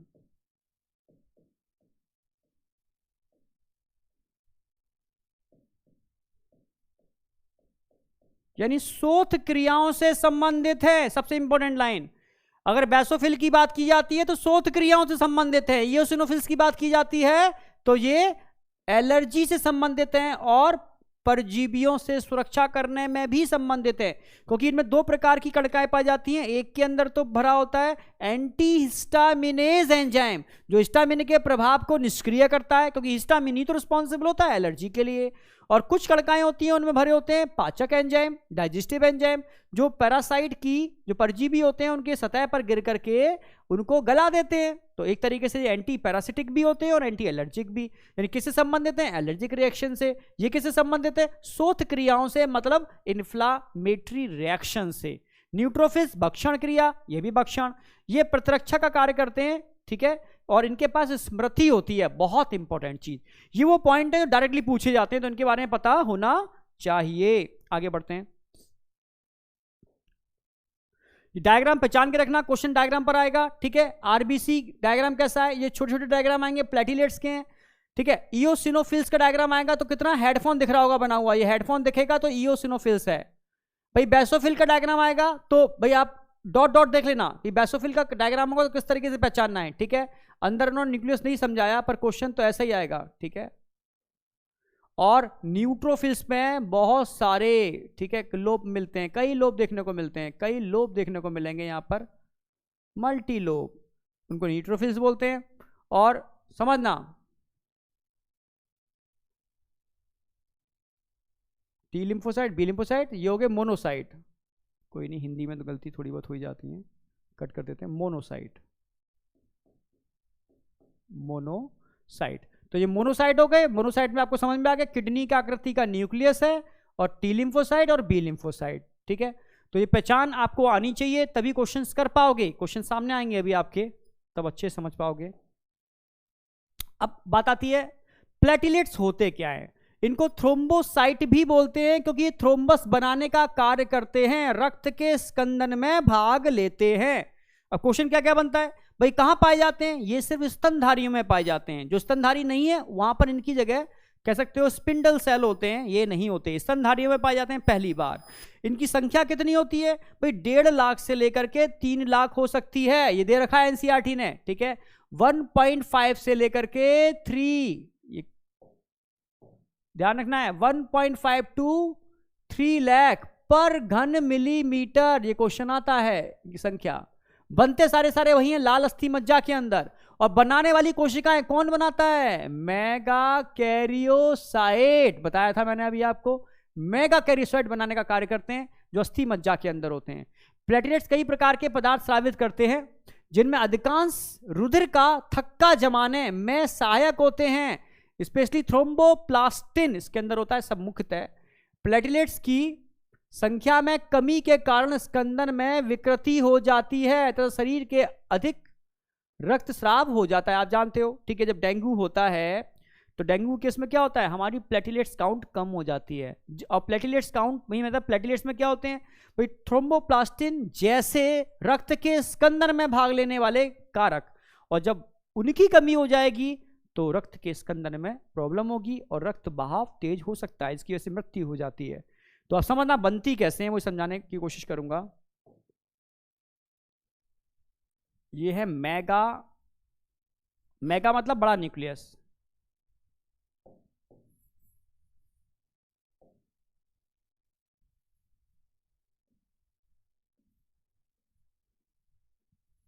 और किस प्रक्रिया के द्वारा बनती है, तो बहुत क्वेश्चन आएगा, फ्रेगमेंटेशन, इनके पार्ट का टूटना। मेगा क्यों बोला इसको, बड़ा न्यूक्लियस है, न्यूक्लियस इनके पास क्या है, बहुत बड़ा। ये कौन है, मेगा कैरियोसाइट।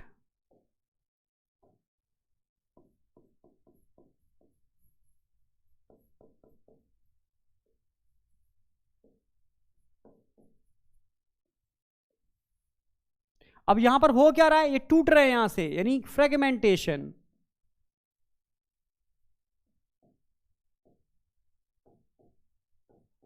फ्रेगमेंटेशन की क्रिया हो रही है बेटा, और इनके अंदर कौन भरा हुआ होगा, केंद्रक नहीं होगा यहां पर, क्योंकि ये सेल के टुकड़े हैं जिनमें रक्त के स्कंदन करने वाले कारक हैं, मुख्य रूप से थ्रोम्बोप्लास्टिन। ये टूट के गिर रहे हैं।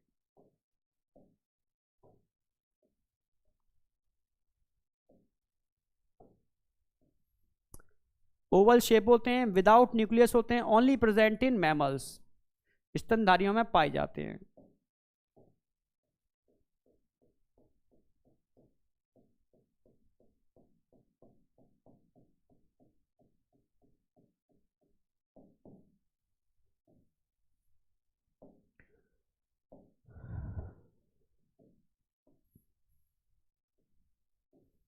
इनमें भरा हुआ क्या है,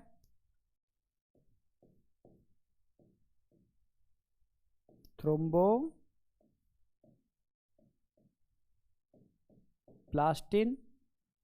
इत्यादि ETC।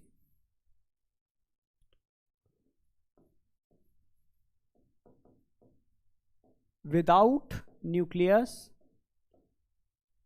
यानी केंद्रक यहां पर नहीं होता। पहली बात दिख रहा होगा, केंद्रक की जगह क्या भरे हुए हैं, थ्रोम्बोप्लास्टिन, राउंड या कह सकते हो ओवल शेप। इनकी आकृति राउंड हो सकती है, ओवल शेप होती है। कहां पर उपस्थित होते हैं, प्रेजेंट इन मैमल्स, स्तनधारियों में पाए जाते हैं, सिर्फ स्तनधारियों में पाए जाते हैं। समझ में आ गया होगा कि अगर हम प्लेटिलेट्स की बात करते हैं, ठीक है, थ्रोम्बोसाइट की बात करते हैं, तो इनका निर्माण मेगा कैरियोसाइट कोशिकाओं के द्वारा अस्थि मज्जा में होता है। किस प्रक्रिया द्वारा होता है, फ्रेगमेंटेशन। क्वेश्चन आएगा, क्वेश्चन यहां आता है, किस प्रक्रिया के द्वारा हो रहा है, फ्रेगमेंटेशन। Very important. वो कौन सी प्रक्रिया है जिसके द्वारा इनका निर्माण होता है, फ्रेगमेंट, छोटे छोटे टुकड़े टूटना, इनके टुकड़ों को टूट टूट करके, क्योंकि इनके अंदर भरे होते हैं कौन बेटा, आप बोलोगे थ्रोम्बोप्लास्टिन इत्यादि, रक्त के स्कंदन करने वाले कारक। न्यूक्लियस नहीं होता, राउंड या ओवल शेप होते हैं, ठीक है, और स्तनधारियों के अंदर पाए जाते हैं। बस, मोर देन सफिशिएंट। रक्त समूह, ब्लड ग्रुप। भाई ब्लड ग्रुप को आइडेंटिफाई करने के लिए कितने प्रतिजन होते हैं, ये क्वेश्चन आता है। 2, प्रतिजन ए, प्रतिजन बी। बस इन 2 के आधार पर आप विभिन्न प्रकार के ब्लड ग्रुप, स्पेशली जो मोस्टली ब्लड ग्रुप हम चेक करते हैं। वैसे तो बहुत सारे प्रतिजन होते हैं ब्लड ग्रुप के आइडेंटिफिकेशन के लिए, पर मोस्टली पॉपुलेशन के अंदर जो हम आइडेंटिफाई करने के लिए यूज करते हैं वो 2 प्रतिजन है, प्रतिजन ए और प्रतिजन बी, जो ABO ब्लड ग्रुप को बनाने के लिए रिस्पॉन्सिबल होते हैं, ठीक है। दूसरा, RH एंटीजन को भी हम चेक करते हैं, जो बहुत जरूरी है। तो इन दोनों के बारे में हम पढ़ने वाले हैं बेटा। तो सबसे पहले बात करते हैं रक्त समूह। जैसा कि आप जानते हैं कि मनुष्यों का रक्त एक जैसा देखते हुए भी, ठीक है, अर्थों में भिन्न भिन्न होता है। रक्त कई तरीके से सामूहिकरण, समझना, रक्त का कई तरीके से सामूहिकरण किया गया है, जिसमें 2 मुख्य समूह ABO तथा RH का उपयोग पूरे विश्व में, यानी हम इन 2 समूहों की स्टडी करते हैं, एक ABO और RH। समझना, ABO समूह की अगर बात की जाए तो ABO समूह के लिए 2 प्रतिजन रिस्पॉन्सिबल होते हैं। कितने प्रतिजन, 2। ए और बी एंटीजन। एंटीजन को एजी से हम दिखाते हैं, और आपको पता होना चाहिए इनके आधार पर ये आरबीसी है, आरबीसी की सतह पर अगर ए एंटीजन उपस्थित है तो ब्लड ग्रुप क्या हो जाएगा? ए। आरबीसी की सतह पर अगर बी एंटीजन उपस्थित है तो ब्लड ग्रुप क्या हो जाएगा? बी। आरबीसी की सतह पर अगर ये दोनों ही एंटीजन उपस्थित हैं तो ब्लड ग्रुप क्या हो जाएगा? A B. और दोनों ही उपस्थित नहीं है, दोनों ही उपस्थित नहीं है तो ब्लड ग्रुप क्या हो गया? ओ।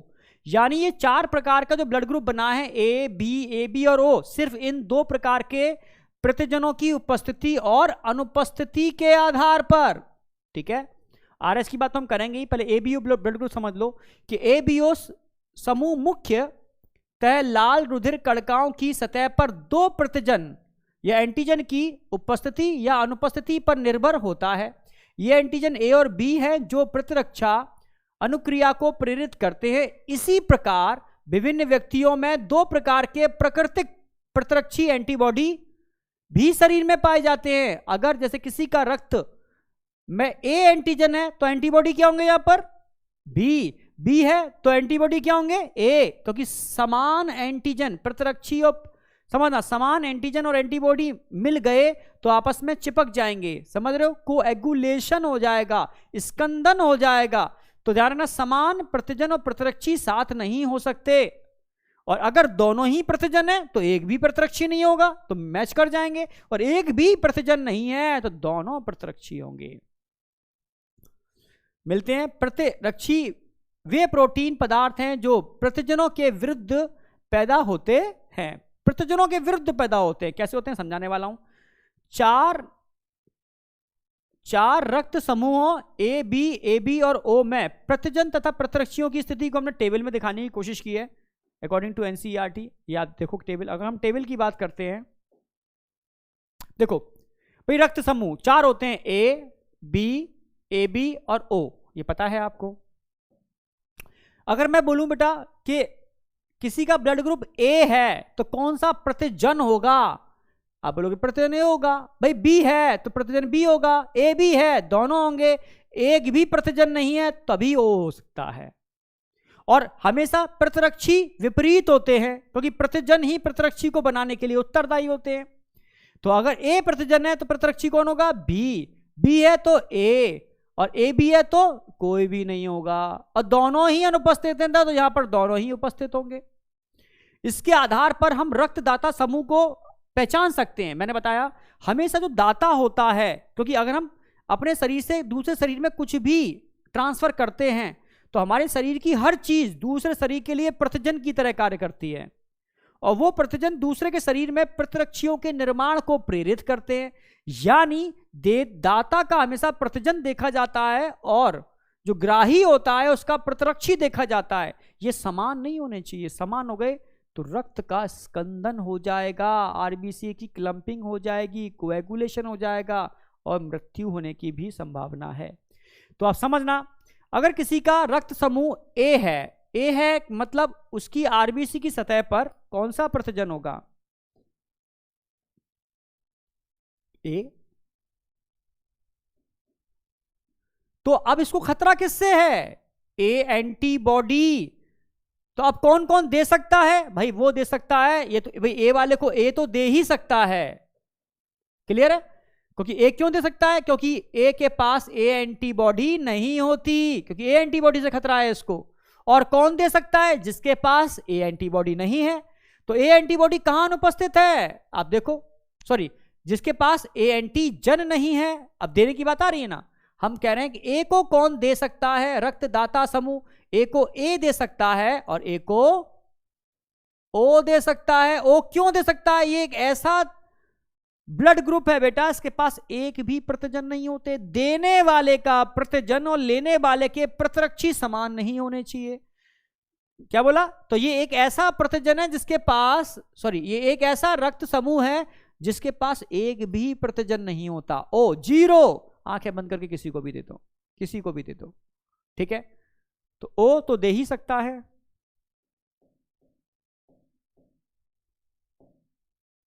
A एंड O, वही लिखा हुआ है हमने A और O। अब देखो भाई किसी का ब्लड ग्रुप B है तो प्रतिजन क्या होंगे B, तो प्रतिरक्षी अपोजिट वाले होंगे A। तो देने वाले का प्रतिजन और लेने वाले के प्रतिरक्षी समान नहीं होने चाहिए, समझना। तो कौन दे सकता है भाई, B तो दे ही सकता है, मैंने देने वाले का प्रतिजन और लेने वाले के प्रतिरक्षी समान नहीं होने चाहिए, B के पास B प्रतिजन होंगे। और कौन दे सकता है ऐसा जिसके पास एक भी प्रतिजन ना हो, O। अब AB को कौन दे सकता है भाई, AB को भाई देने वाले का प्रतिजन लेने वाले की प्रतिरक्षी, तो ये ऐसा लेने वाला है इसके पास एक भी प्रतिरक्षी नहीं है, ये एक ऐसा लेने वाला है इसके पास एक भी प्रतिरक्षी नहीं है। आंखें बंद करके किसी से भी ले सकता है, कोई भी प्रतिजन शरीर में चला जाए इसके तो खतरा नहीं है, क्योंकि इसके शरीर के अंदर एक भी प्रतिरक्षी है ही नहीं, समझ रहे हो। तो ये AB से भी ले सकता है, A से भी ले सकता है, B से भी ले सकता है और O से भी ले सकता है। इसीलिए तो AB को सर्वग्राही बोलते हैं और O को सर्वदाता। सर्वग्राही वही हो सकता है जिसके शरीर के अंदर ग्राही एक भी प्रतिरक्षी ना हो। सर्वदाता वही हो सकता है दाता, दाता का प्रतिजन, तो उसके शरीर सर्वदाता वही हो सकता है जिसके आरबीसी की सरफेस पर एक भी प्रतिजन ना हो, वो O है। इसलिए O को सर्वदाता और AB को सर्वग्राही। और O की बात आती है तो O, क्योंकि इस पर एक भी प्रतिजन नहीं है पर प्रतिरक्षी दोनों हैं, O ही दे सकता है। देने वाले का प्रतिजन और लेने वाले के प्रतिरक्षी दोनों ही प्रतिरक्षी हैं, तो हर किसी से नहीं ले सकता, ये सिर्फ O से ही ले सकता है, क्योंकि O के पास एक भी प्रतिजन नहीं है। समझ में आ गया होगा। दाता एवं ग्राही के रक्त समूहों का रक्त चढ़ाने से पहले हम सावधानी पूर्वक क्या करते हैं, मिलान करते हैं, क्योंकि अगर मिलान नहीं हो पाया तो रक्त का स्कंदन हो जाएगा शरीर में, क्लंपिंग हो जाएगी, it is a dangerous condition. रक्त स्कंदन एवं आरबीसी के नष्ट होने जैसी गंभीर परेशानियों हो जाती हैं। दाता डोनर कंपैटिबिलिटी तालिका ऊपर दिखा रखी है, मैं दर्शाया गया है कि किस रक्त समूह के लिए किस रक्त समूह का डोनर सही रहता है। समझा दिया मैंने कि भाई A के केस में क्या क्या दाता होगा, B के केस में दाता कौन होगा, O के केस में दाता कौन होगा, AB के केस में दाता कौन होगा। हम हर किसी का भी रक्त किसी को नहीं चढ़ा सकते, तो समझा चुका हूं मैं। O को हम क्या बोलते हैं, सर्वदाता, क्योंकि ये एक ऐसा रक्त समूह है जिसके ऊपर एक भी प्रतिजन नहीं होते और देने वाले का प्रतिजन देखते हैं। और AB को सर्वग्राही बोलते हैं क्योंकि ये एक ऐसा रक्त समूह है जिसके अंदर एक भी प्रतिरक्षी नहीं होते, क्योंकि लेने वाले का प्रतिरक्षी मैच करते हैं। समझ में आ गया होगा यहां तक एनसीईआरटी की एक लाइन। आगे बढ़ते हैं। अब बहुत इंपॉर्टेंट है बेटा RH समूह, ये एक बहुत इंपॉर्टेंट समूह है, पहले लोग जानते नहीं थे। रेसिस मंकी जो इंडिया में देखने को मिलता है, इसकी आरबीसी की सतह पर देखने को मिला, क्योंकि पहले के टाइम में आपने देखा होगा माताएं बच्चों को जन्म जब देती थी तो कई बच्चों की डेथ हो जाती थी और कई बार ये निरंतर सीरीज चलती रहती थी, तो उनको बड़ा गलत ढंग से लोग उनको मतलब समाज में ना इज्जत मिलती थी, गलत ढंग से उनको बुलाया जाता था, ठीक है। तो क्योंकि लोग अवेयर नहीं थे, एक जमाना था कि एक्चुअल में उसके लिए माता रिस्पॉन्सिबल नहीं है, ठीक है, कहीं ना कहीं, ठीक है, माता और पिता ये दोनों ही रिस्पॉन्सिबल होते हैं, ठीक है। कि बच्चा की माता अगर RH नेगेटिव है और बेबी अगर RH पॉजिटिव है भ्रूण अवस्था के अंदर, तब एक अनियमितता होती है जिसकी वजह से पहला जो भ्रूण होता है या पहला बेबी होता है वो तो प्रॉपर बर्थ हो जाती है उसकी, पर उसके बाद जितने भी बच्चे होते हैं उनकी मृत्यु हो जाती है, उसको बोलते हैं एरेथ्रोब्लास्टोसिस फिटालिस। तो ये बहुत इंपॉर्टेंट चीज़ है, तब से ये बहुत इंपॉर्टेंट टेस्ट हो गया। इसलिए तभी कहते हैं किसी का blood group A positive A negative, A positive negative किसको दर्शाता है, A तो समझ में आ गया। पॉजिटिव मतलब RH प्रतिजन का होना, नेगेटिव मतलब RH प्रतिजन का नहीं होना। भाई अधिकांश पॉपुलेशन में RH प्रतिजन उपस्थित होता है, भाई RH एंटीजन मोस्टली होता है, पर कुछ परसेंट ऐसा भी होता है इसमें RH नेगेटिव लोग होते हैं। तो मैं समझा रहा हूं, एक अन्य प्रतिजन RH है जो लगभग 80% मनुष्यों में पाया जाता है, 80%, ठीक है। तथा यह RH एंटीजन मैंने बताया रीसिस बंदर में पाए जाने के कारण इसको हमने RH समूह दिया। ऐसे व्यक्ति को जिसमें RH एंटीजन होता है उसको RH पॉजिटिव बोलेंगे। जैसे मान लो किसी की आरबीसी है, A एंटीजन है इसकी सरफेस पर, A एंटीजन है, पर साथ में मान लो RH एंटीजन भी है, तो क्या बोलेंगे इसको हम?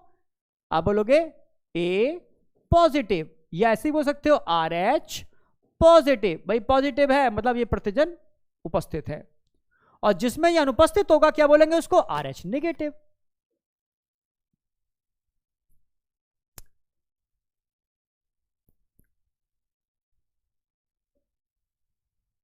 अगर कोई व्यक्ति, समझना, अगर कोई व्यक्ति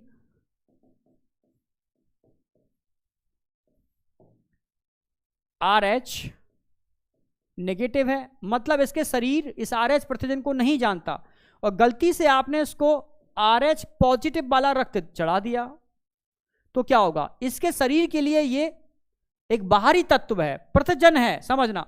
शरीर में प्रवेश करेगा तो बी लिम्फोसाइट से बाइंड होकर के प्लाज्मा कोशिकाओं का निर्माण होगा, और प्लाज्मा कोशिकाएं क्या बना देंगे? प्रतिरक्षी, इस प्रतिजन के अगेंस्ट प्रतिरक्षी, जिसकी वजह से फ्यूचर में दिक्कत आ सकती है, द डेंजरस कंडीशन। समझ गए ना मेरी बात? तो वही बताने की कोशिश कर रहा हूं मैं। पॉजिटिव के साथ मिलाया जाता है तो व्यक्ति में RH प्रतिजन RH नेगेटिव के विरुद्ध विशेष प्रतिरक्षी, ठीक है, बन जाती हैं। अतः रक्त आदान प्रदान से पहले RH समूह को भी मिलाना भी आवश्यक है, क्योंकि अगर ये एंटीबॉडी बन गए और गलती से भी आपने फिर से RH पॉजिटिव चढ़ा दिया तो ये एंटीबॉडी उससे मिलकर के RBC को क्लम्प कर देंगे, तो फ्यूचर में दिक्कत आ सकती है। इसलिए हमेशा ध्यान रखा जाता है कि अगर व्यक्ति RH नेगेटिव है तो नेगेटिव ही चढ़ाना चाहिए, ठीक है। हाँ, अगर पॉजिटिव है तो कोई फर्क नहीं पड़ता, पर नेगेटिव को नेगेटिव ही चढ़ाना पड़ेगा, क्योंकि उसकी बॉडी अभी अनजान है इस RH एंटीजन से। आगे समझना। अब एक बहुत इंपॉर्टेंट चीज है जिसपे क्वेश्चन आता है, क्या? RH अयोग्यता। RH अयोग्यता, भाई RH अयोग्यता है क्या? को आप समझना, RH अयोग्यता होती क्या है, समझना। RH अयोग्यता का मतलब है अगर माता RH नेगेटिव है और गर्भ में पल रहा भ्रूण RH पॉजिटिव है, एक ही कंडीशन है, समझना मेरी बात, इसकी सिर्फ एक ही कंडीशन एप्लीकेबल है।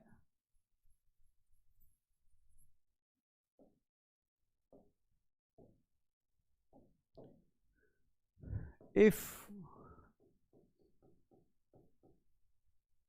मदर कैसी है बेटा? RH नेगेटिव, और फीटस कैसा होता है? भ्रूण कैसा होगा? RH positive. तब ये समस्या आएगी, तब क्या आएगी? ये समस्या आएगी इरेथ्रोब्लास्टोसिस फिटालिस।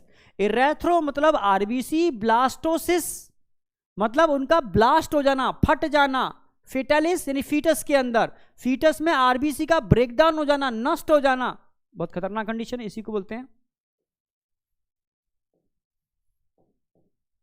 इरेथ्रोब्लास्टोसिस फिटालिस, जो मैं समझाने वाला हूं, ठीक है। तो वही समझाने की कोशिश की है।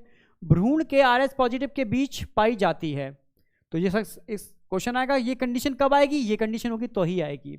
और भ्रूण RH पॉजिटिव कब हो सकता है? जब उसके फादर RH पॉजिटिव हैं, तभी तो मैरिज से पहले चेक करना चाहिए। अगर माता RH नेगेटिव है, मतलब बेबी कंसीव करने से पहले, और फादर RH पॉजिटिव है, तो बेबी के RH पॉजिटिव होने की प्रोबेबिलिटी बढ़ जाएगी। तो ऐसे में फर्स्ट बेबी के केस में ही प्रिकॉशन, सावधानी बरतनी होगी, फिर सेकंड बेबी नॉर्मल हो सकता है। अगर फर्स्ट बेबी के केस में सावधानी नहीं बरती, समझ रहे हो ना मेरी बात, तो इरेथ्रोब्लास्टोसिस फिटालिस वाला केस हो सकता है। तो अब क्या इसके बीच कराई जाती है? अपरा द्वारा। अब कैसे होती है समझना मेरी बात, ये कंडीशन आती कैसे है वही समझा रहा हूं मैं। मान लो फर्स्ट प्रेगनेंसी का केस है, फर्स्ट प्रेगनेंसी पता ही नहीं है पेरेंट्स को कौन नेगेटिव है कौन पॉजिटिव है। बेबी, भाई माता नेगेटिव थी, पिता पॉजिटिव थे, तो बेबी के भी पॉजिटिव होने की प्रोबेबिलिटी बढ़ जाएगी। RBC विद RH एंटीजन, यानी RBC है जिसके पास RH एंटीजन प्रतिजन लगे हुए हैं, मतलब यहां पर फीटस कैसा है? RH पॉजिटिव, पर मैटरनल सर्कुलेशन में क्या है? RH negative. माता कैसी है? RH negative. आप जानते हो भाई भ्रूण और माता के बीच में अपरा, प्लेसेंटा, अपरा होता है, और इस अपरा की वजह से दोनों का रक्त आपस में मिक्स नहीं हो पाता, क्योंकि बीच में कौन लगा हुआ? अपरा।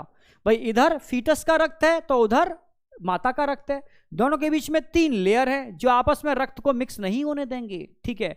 तो बेबी नॉर्मल पूरा अच्छे से, पर जब 9 मंथ कंप्लीट हो जाते हैं, बेबी का जन्म होता है, तो अपरा भी तो माता से अलग होगा।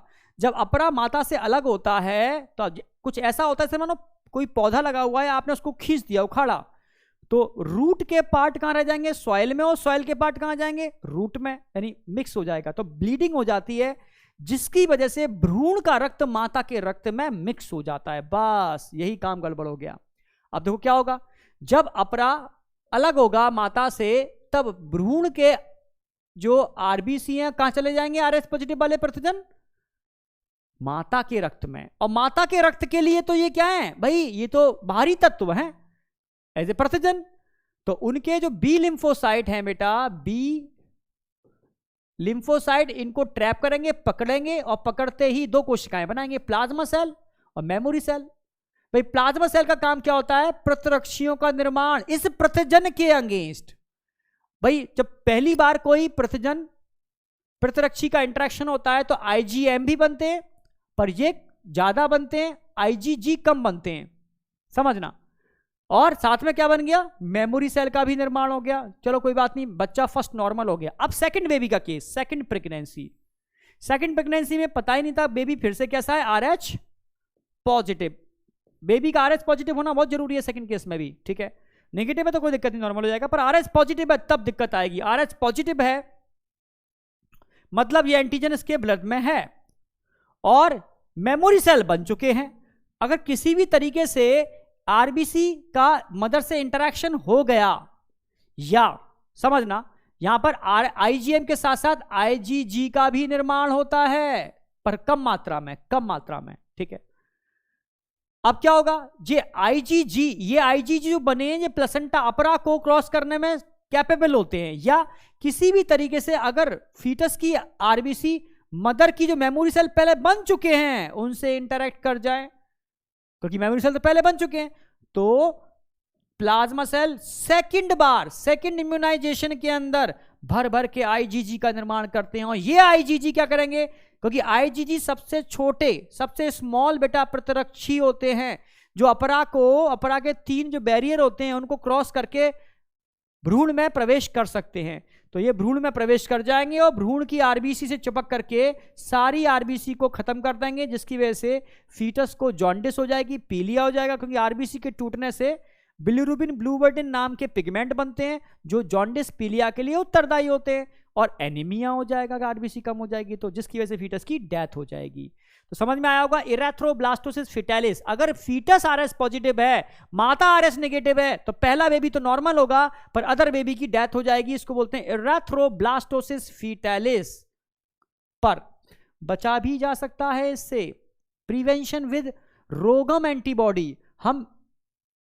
अगर हमें पहले से ही पता चल जाए कि माता आरएस पॉजिटिव है, माता आरएच नेगेटिव है, तो हम कहेंगे कि आपके जो हस्बैंड हैं उनका ब्लड ग्रुप क्या है, तो पता करना होगा ऐसे केस में। तो उनका अगर आरएच पॉजिटिव हुआ तब प्रिकॉशन रखना पड़ेगा। फर्स्ट बेबी के केस में, फर्स्ट प्रेगनेंसी के केस में क्या करना होगा? तो फर्स्ट प्रेगनेंसी के केस में जब 9 मंथ कंप्लीट हो जाएंगे, अपरा माता से अलग होगा, तब हम क्या करेंगे? अपरा के आसपास रोगम एंटीबॉडी, रोगम नाम की एंटीबॉडी, ये प्रिपेयर्ड एंटीबॉडी होते हैं, ठीक है, बाहर प्रिपेयर्ड होते हैं। ये समझना, इनकी लाइफ स्पेन बहुत कम होती है, प्रिपेयर्ड होते हैं और बाद में अपने खत्म हो जाते हैं, क्योंकि मेमोरी सेल को नहीं बनने देंगे। तो जब इन एंटीबॉडी को इंजेक्शन के थ्रू यहां पर अप्लाई कर देते हैं, जब एंटीबॉडी को हम अप्लाई कर देंगे तो जो रक्त कणिकाएं माता के रक्त में प्रवेश करेंगी भ्रूण की, तो ये एंटीबॉडी उनको ट्रैप कर लेंगे, यानी उनको बी लिम्फोसाइट से जुड़ने ही नहीं देंगे। और वो अगर बी लिम्फोसाइट से नहीं जुड़ेंगे तो बी लिम्फोसाइट आगे जाकर के मेमोरी सेल और प्लाज्मा सेल का निर्माण कर पाएंगे क्या? भाई बी लिम्फोसाइट आगे जाकर क्या बनाते हैं? मेमोरी और प्लाज्मा।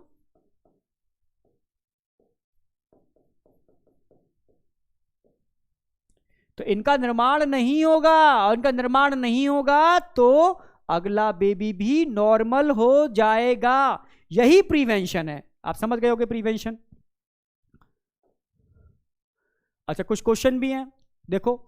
नीचे दिए गए चित्र में रुधिर के घटकों का चित्रण निरूपण प्रदर्शित किया गया है। घटक के नाम तथा उनकी प्रतिशत मात्रा से संबंधित सही विकल्प चुनिए। एम्स 2014 में आया हुआ है। मैंने बताया जो आरबीसी, डब्ल्यूबीसी, प्लेटिलेट्स, इन सब के डायग्राम एनसीईआरटी में दे रखे हैं, डायरेक्ट क्वेश्चन बनेगा, तो पहचान कर लेना अच्छे से, क्योंकि वहां से हो सकता है डायग्राम बहुत साफ ना आए। ठीक है, तो ध्यान से देखो, छोटे छोटे कण दिखाए थे, ये कौन थे बेटा? छोटे छोटे कण, प्लेटिलेट्स। अगर अंदर ध्यान से देखोगे तो यहाँ हेडफोन बना हुआ दिख रहा है, हेडफोन बना हुआ दिख रहा है, तो क्या हो सकते हैं ये भाई? हेडफोन बना हुआ है तो इओसिनोफिल्स होंगे। ठीक है, बहुत सारे इस तरीके से मैंने बताए थे, छोटे छोटे पूरे इस पर लगे होंगे तो क्या होंगे? बेसोफिल्स होंगे। और बहुत सारे पालियों वाला न्यूक्लियस भी दिख रहा है यहाँ पर, कई पालियों वाला, तो न्यूट्रोफिल्स होंगे। तो उसको आइडेंटिफाई करने के लिए बोलेगा तो सी क्या है यहाँ पर? देखो, ए प्लेटिलेट्स, गलत हो गया। सेकंड देखो, बी न्यूट्रोफिल्स, ठीक है। अच्छा, संबंधित चीजें देखो, कितने होते हैं न्यूट्रोफिल्स? गलत हो गया।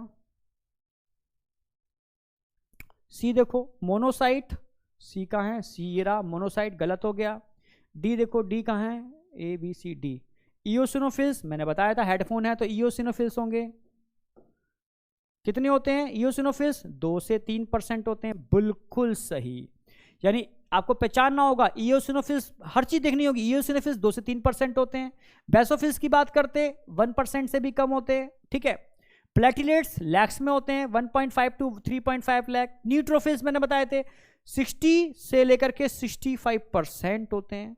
समझ गए ना मेरी बात? इन पर क्वेश्चन आता है। नेक्स्ट, वह आयन जो रुधिर प्लाज्मा में अधिक मात्रा में उपस्थित होते हैं, सबसे ज्यादा कौन से बताए थे मैंने आपको? क्लोराइड आयन, भाई सबसे ज्यादा क्लोराइड आयन, फिर उसके बाद सोडियम आयन।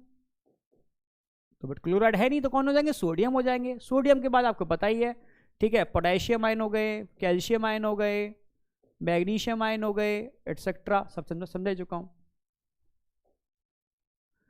निम्न में से कौन सही सुमेलित है? अब देखो, ध्यान से देखो, इसमें बच्चा गलती करेगा। एम्स में आया हुआ 2013 में, जो बच्चा रट्टू होगा वो गलती कर जाएगा। कैसे? अब ये तो दिख रहे हैं आपको बहुत सारी पालियों वाला, तो क्या है? न्यूट्रोफिल्स, पर न्यूट्रोफिल्स 20 से लेकर 30% होते हैं? नहीं। अब ध्यान से देखो, यहां पर आपको क्या दिख रहा है? आपको किडनी नुमा, तो किडनी नुमा संरचना होगी, वो क्या होगा? Lymphocyte, monocyte. किडनी नुमा संरचना मोनोसाइट। और मोनोसाइट कितने होते हैं? क्या 20 से 25% होते हैं? नहीं, 6 से 8% होते हैं। आगे देखो भाई, न्यूट्रोफिल्स तो ये थे, ये न्यूट्रोफिल्स तो लग नहीं रहे, और न्यूट्रोफिल्स होते हैं 60 से 65%, तो ये भी हो गए गड़बड़। फंक्शन तो देखने की जरूरत ही नहीं है, आगे पहले स्टेप पे गड़बड़ हो रहा है। अब देखो, ये क्या दिख रहे हैं आपको? प्लेटिलेट्स दिख रहे हैं। क्या प्लेटिलेट्स 2 लाख पर mm³ में होते हैं? हाँ बिल्कुल। अब तुम रट्टा मारोगे तो गड़बड़ हो जाएगा। आपने क्या रटा है? 1.523, इसके बीच में कोई भी डेटा दे देगा, काउंट माना जाएगा। ठीक है, तो 2 लाख पर mm³, और रुधिर की क्लॉटिंग में मदद करते हैं। ठीक है, निम्न तालिका में कौन सही सुमेलित नहीं है? ठीक है, अब देखो कौन सुमेलित नहीं है सही। भाई रुधिर वर्ग, ठीक है, ए, तो एंटीजन भी क्या होगा? ए। एंटीबॉडी क्या होगी? बी। ए और ओ दोनों दे सकते हैं, क्लियर है बिल्कुल। भाई बी है तो एंटीजन क्या होगा? बी होगा। तो उसके अपोजिट वाली क्या होगी? एंटीबॉडी। बी को बी दे सकता है और ओ दे सकता है। और ए बी का केस आएगा तो ए बी के केस में दोनों ही प्रतिजन होंगे और प्रतिरक्षी एक भी नहीं होगा, और ये सर्वग्राही है, सबसे ले लेगा। पर ओ की अगर बात आती है तो इसमें एक भी प्रतिजन नहीं होगा, सही है, प्रतिरक्षी दोनों होंगे, पर ये सिर्फ ओ से ही ले सकता है, इनसे नहीं ले सकता, क्योंकि ओ सर्वदाता है, ग्राही नहीं है। सही नहीं कौन सा है? 4th। नेक्स्ट, निम्न में से कौन एक कोशिका का टुकड़ा या खंड या फ्रेगमेंट, मैंने बोला था फ्रेगमेंट पे क्वेश्चन आता है, फ्रेगमेंट की जब बात आती है तो आप जानते हो प्लेटिलेट्स जो होते हैं बेटा, वो मेगा कैरियोसाइट सेल्स के फ्रेगमेंट होते हैं। तो समझ देखो क्या है? रक्त कणिकाएं, अस्थि कोशिकाएं। निम्न में से कौन एक कोशिका का टुकड़ा, ठीक है, लिम्फोसाइट, ल्यूकोसाइट, अस्थि कोशिकाएं, रक्त कणिकाएं, निम्न में से कौन एक कोशिका का टुकड़ा फ्रेगमेंट है? अच्छा, जो सेल का टुकड़ा है, रक्त कणिकाएं तो सेल का टुकड़ा है नहीं। Lymphocyte, B lymphocyte, T lymphocyte नहीं है। ल्यूकोसाइट, डब्ल्यूबीसी, ये भी टुकड़ा नहीं है। अस्थि कोशिकाएं यहां आना चाहिए था, रक्त कणिकाएं नहीं, लिम्फोसाइट, प्लेटिलेट्स होना चाहिए, ठीक है। तो एक काम करते हैं, ल्यूकोसाइट। देखो ऐसा क्वेश्चन आएगा, जब भी ऐसा क्वेश्चन आएगा तो आपको ध्यान क्या रखना है कि यहां पर होगा किसी एक ऑप्शन के अंदर हम लिख देते हैं यहां पर प्लेटिलेट्स। जब भी प्लेटिलेट्स की बात आएगी तो प्लेटिलेट्स क्या होते हैं? प्लेटिलेट्स मेगा कैरियोसाइट के फ्रेगमेंट हैं, ठीक है। अस्थि कोशिकाएं तो भी कोशिका तो फ्रेगमेंट नहीं होते, ल्यूकोसाइट भी फ्रेगमेंट नहीं होते, ठीक है। और रक्त कणिकाएं भी फ्रेगमेंट नहीं होती। फ्रेगमेंट कौन होते हैं? एक ही, कौन बेटा? प्लेटिलेट्स। किसके फ्रेगमेंट होते हैं? मेगा कैरियोसाइट सेल्स के, ठीक है। सीरम होता है, और सीरम क्या होता है? मैंने बताया था कि अगर प्लाज्मा में से क्लॉटिंग फैक्टर को निकाल दोगे तो सीरम बचेगा। ढूंढ लो, क्लॉटिंग कारक रहित प्लाज्मा, बिल्कुल सही, क्लॉटिंग कारक रहित प्लाज्मा। अब कंफ्यूजन क्या आएगा? क्लॉटिंग कारक सहित रुधिर, प्लेटिलेट्स तथा आरबीसी सहित रुधिर। अब यहां कंफ्यूजन आएगा, क्लॉटिंग कारक रहित प्लाज्मा। आगे कॉलम ए में रुधिर के घटक तथा कॉलम 2 में उसके विशिष्ट कार्य दिए गए हैं। अब देखो ग्लोबुलिन प्रोटीन की बात करते हैं, तो आपको पता है ग्लोबुलिन प्रोटीन क्या काम करती है? ये सुरक्षा में भाग लेती हैं और ट्रांसपोर्ट में भाग लेती हैं, ठीक है। गामा ग्लोबुलिन सुरक्षा में, शरीर की सुरक्षा प्रक्रिया में भाग लेती हैं, यस, क्योंकि एंटीबॉडी बनाती हैं। फाइब्रोनोजन प्रोटीन क्या करती है भाई? स्कंदन, थक्का बनाने में भाग लेती है, रुधिर का थक्का जमने, बिल्कुल सही। एल्बुमिन प्रोटीन ये परासरण नियमन में भाग लेती हैं, गैसों के परिवहन में, गलत हो गया। बेसोफिल्स डब्ल्यूबीसी क्या करती हैं? उत्तेजक प्रक्रिया में भाग लेती हैं, नहीं, उत्तेजक प्रक्रिया में भाग नहीं लेती, शोध क्रियाओं में भाग लेती हैं, इन्फ्लामेशन में भाग लेती हैं, तो ये भी गलत। इओसिनोफिल्स डब्ल्यूबीसी परासरण संतुलन में सहायक, भाई इओसिनोफिल्स का परासरण संतुलन में नहीं है, एल्बुमिन का परासरण संतुलन में। लिम्फोसाइट शरीर की प्रतिरक्षा प्रक्रिया, बिल्कुल सही, डब्ल्यूबीसी का काम ही है सुरक्षा प्रदान करना। तो कितने सही हैं इसके अंदर? या उन्होंने पूछा है कितने मैचिंग सही हैं, तो आप बोलोगे 1, 2 और 1 3, नंबर सेकंड। सही सुमेलन कीजिए, उपरोक्त में से कितने विकल्प सही सुमेलित हैं? 3 विकल्प सही सुमेलित हैं। अब नेक्स्ट क्वेश्चन देखो, इरेथ्रोब्लास्टोसिस फीटैलिस होता है, कब होता है बेटा? माता RH नेगेटिव, तो जो गलत हो गया, पॉजिटिव है। माता RH नेगेटिव ठीक है, पिता RH पॉजिटिव ठीक है, पहली और दूसरी संतान है, बिल्कुल सही, पहली संतान भी RH पॉजिटिव होनी चाहिए, जरूरी है, तभी तो ये क्रिया होगी, और दूसरी होगी तब उसकी मृत्यु होगी, इसलिए ये सीक्वेंस होना बहुत जरूरी है। तो यही सही हो गया, आगे तो पढ़ने की। अब देखो, आपातकाल में निम्न में से कौन से रुधिर वर्ग का सुरक्षित रूप से रुधिर आधान किया जा सकता है? तो पहले ढूंढो सर्वदाता कौन है। ओ मिल गया तो आंखें बंद करके चढ़ा दो, पर ऐसा ना हो किसी ओ नेगेटिव वाले को आप ओ पॉजिटिव चढ़ा दो, तो ये भी सही बात नहीं है, क्योंकि नेगेटिव का मतलब है RH प्रतिजन नहीं है, और पॉजिटिव चढ़ा दिया मतलब RH प्रतिजन चढ़ा दिए, तो शरीर के अंदर प्रतिरक्षी विकसित हो जाएंगे। तो सबसे बढ़िया है ओ नेगेटिव, तभी आपसे कहा जाए ओ पॉजिटिव, और ओ नेगेटिव में से भी यूनिवर्सल डोनर सर्वदाता कौन होगा? O negative. नेगेटिव का मतलब है RH प्रतिजन भी नहीं है, कोई भी प्रतिजन नहीं है, तो ओ नेगेटिव को सही माने में हम सर्वदाता बोलेंगे, कंपैरेटिव ओ पॉजिटिव। मानव रुधिर में सबसे बड़ी कणिका होती है, सबसे बड़ी कणिका, ठीक है, इरेथ्रोसाइट, लिम्फोसाइट, मोनोसाइट, ठीक है, या बेसोफिल्स, ठीक है। इरेथ्रोसाइट, लिम्फोसाइट, मोनोसाइट और बेसोफिल्स। सबसे बड़ी मैंने आपको बताई थी लिम्फोसाइट सबसे छोटी, मोनोसाइट सबसे बड़ी, ठीक है, लगभग 18 माइक्रोमीटर का है, जबकि इरेथ्रोसाइट का अगर आप निकालोगे 14 × 7 × 2 14, तो मोनोसाइट निकालोगे, मोनोसाइट सबसे बड़ी होगी, लगभग मोनोसाइट सबसे बड़ी मानी जाएगी। क्योंकि 7 माइक्रोमीटर का डायमीटर और 2 माइक्रोमीटर का आरबीसी का क्या हो गया, तो 72 14, और मोनोसाइट का अगर निकालोगे तो ये कितनी थी 18, तो ये बड़ी मानी जाएगी। ठीक है, 18 माइक्रोन का। ठीक है, लिम्फ तो सब छोटे होंगे सारे के सारे।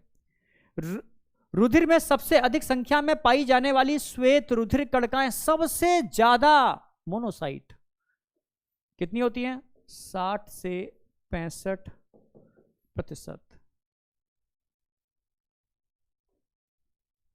ओके, तो बेटा आज हमारा इस परिसंचरण तंत्र का एक पार्ट खत्म हो गया, रक्त वाला। सेकंड चैप्टर भी बहुत इंपॉर्टेंट है, क्योंकि सबसे इंपॉर्टेंट इसमें है हृदय, हार्ट। क्वेश्चन आएगा ही आएगा, 1-2 क्वेश्चन तक आ जाते हैं। ठीक है, मतलब मैक्सिमम क्वेश्चन बनने की प्रोबेबिलिटी हार्ट से होती है। तो अगले लेक्चर भी बहुत इंपॉर्टेंट है बेटा। ठीक है, all the best, thank you.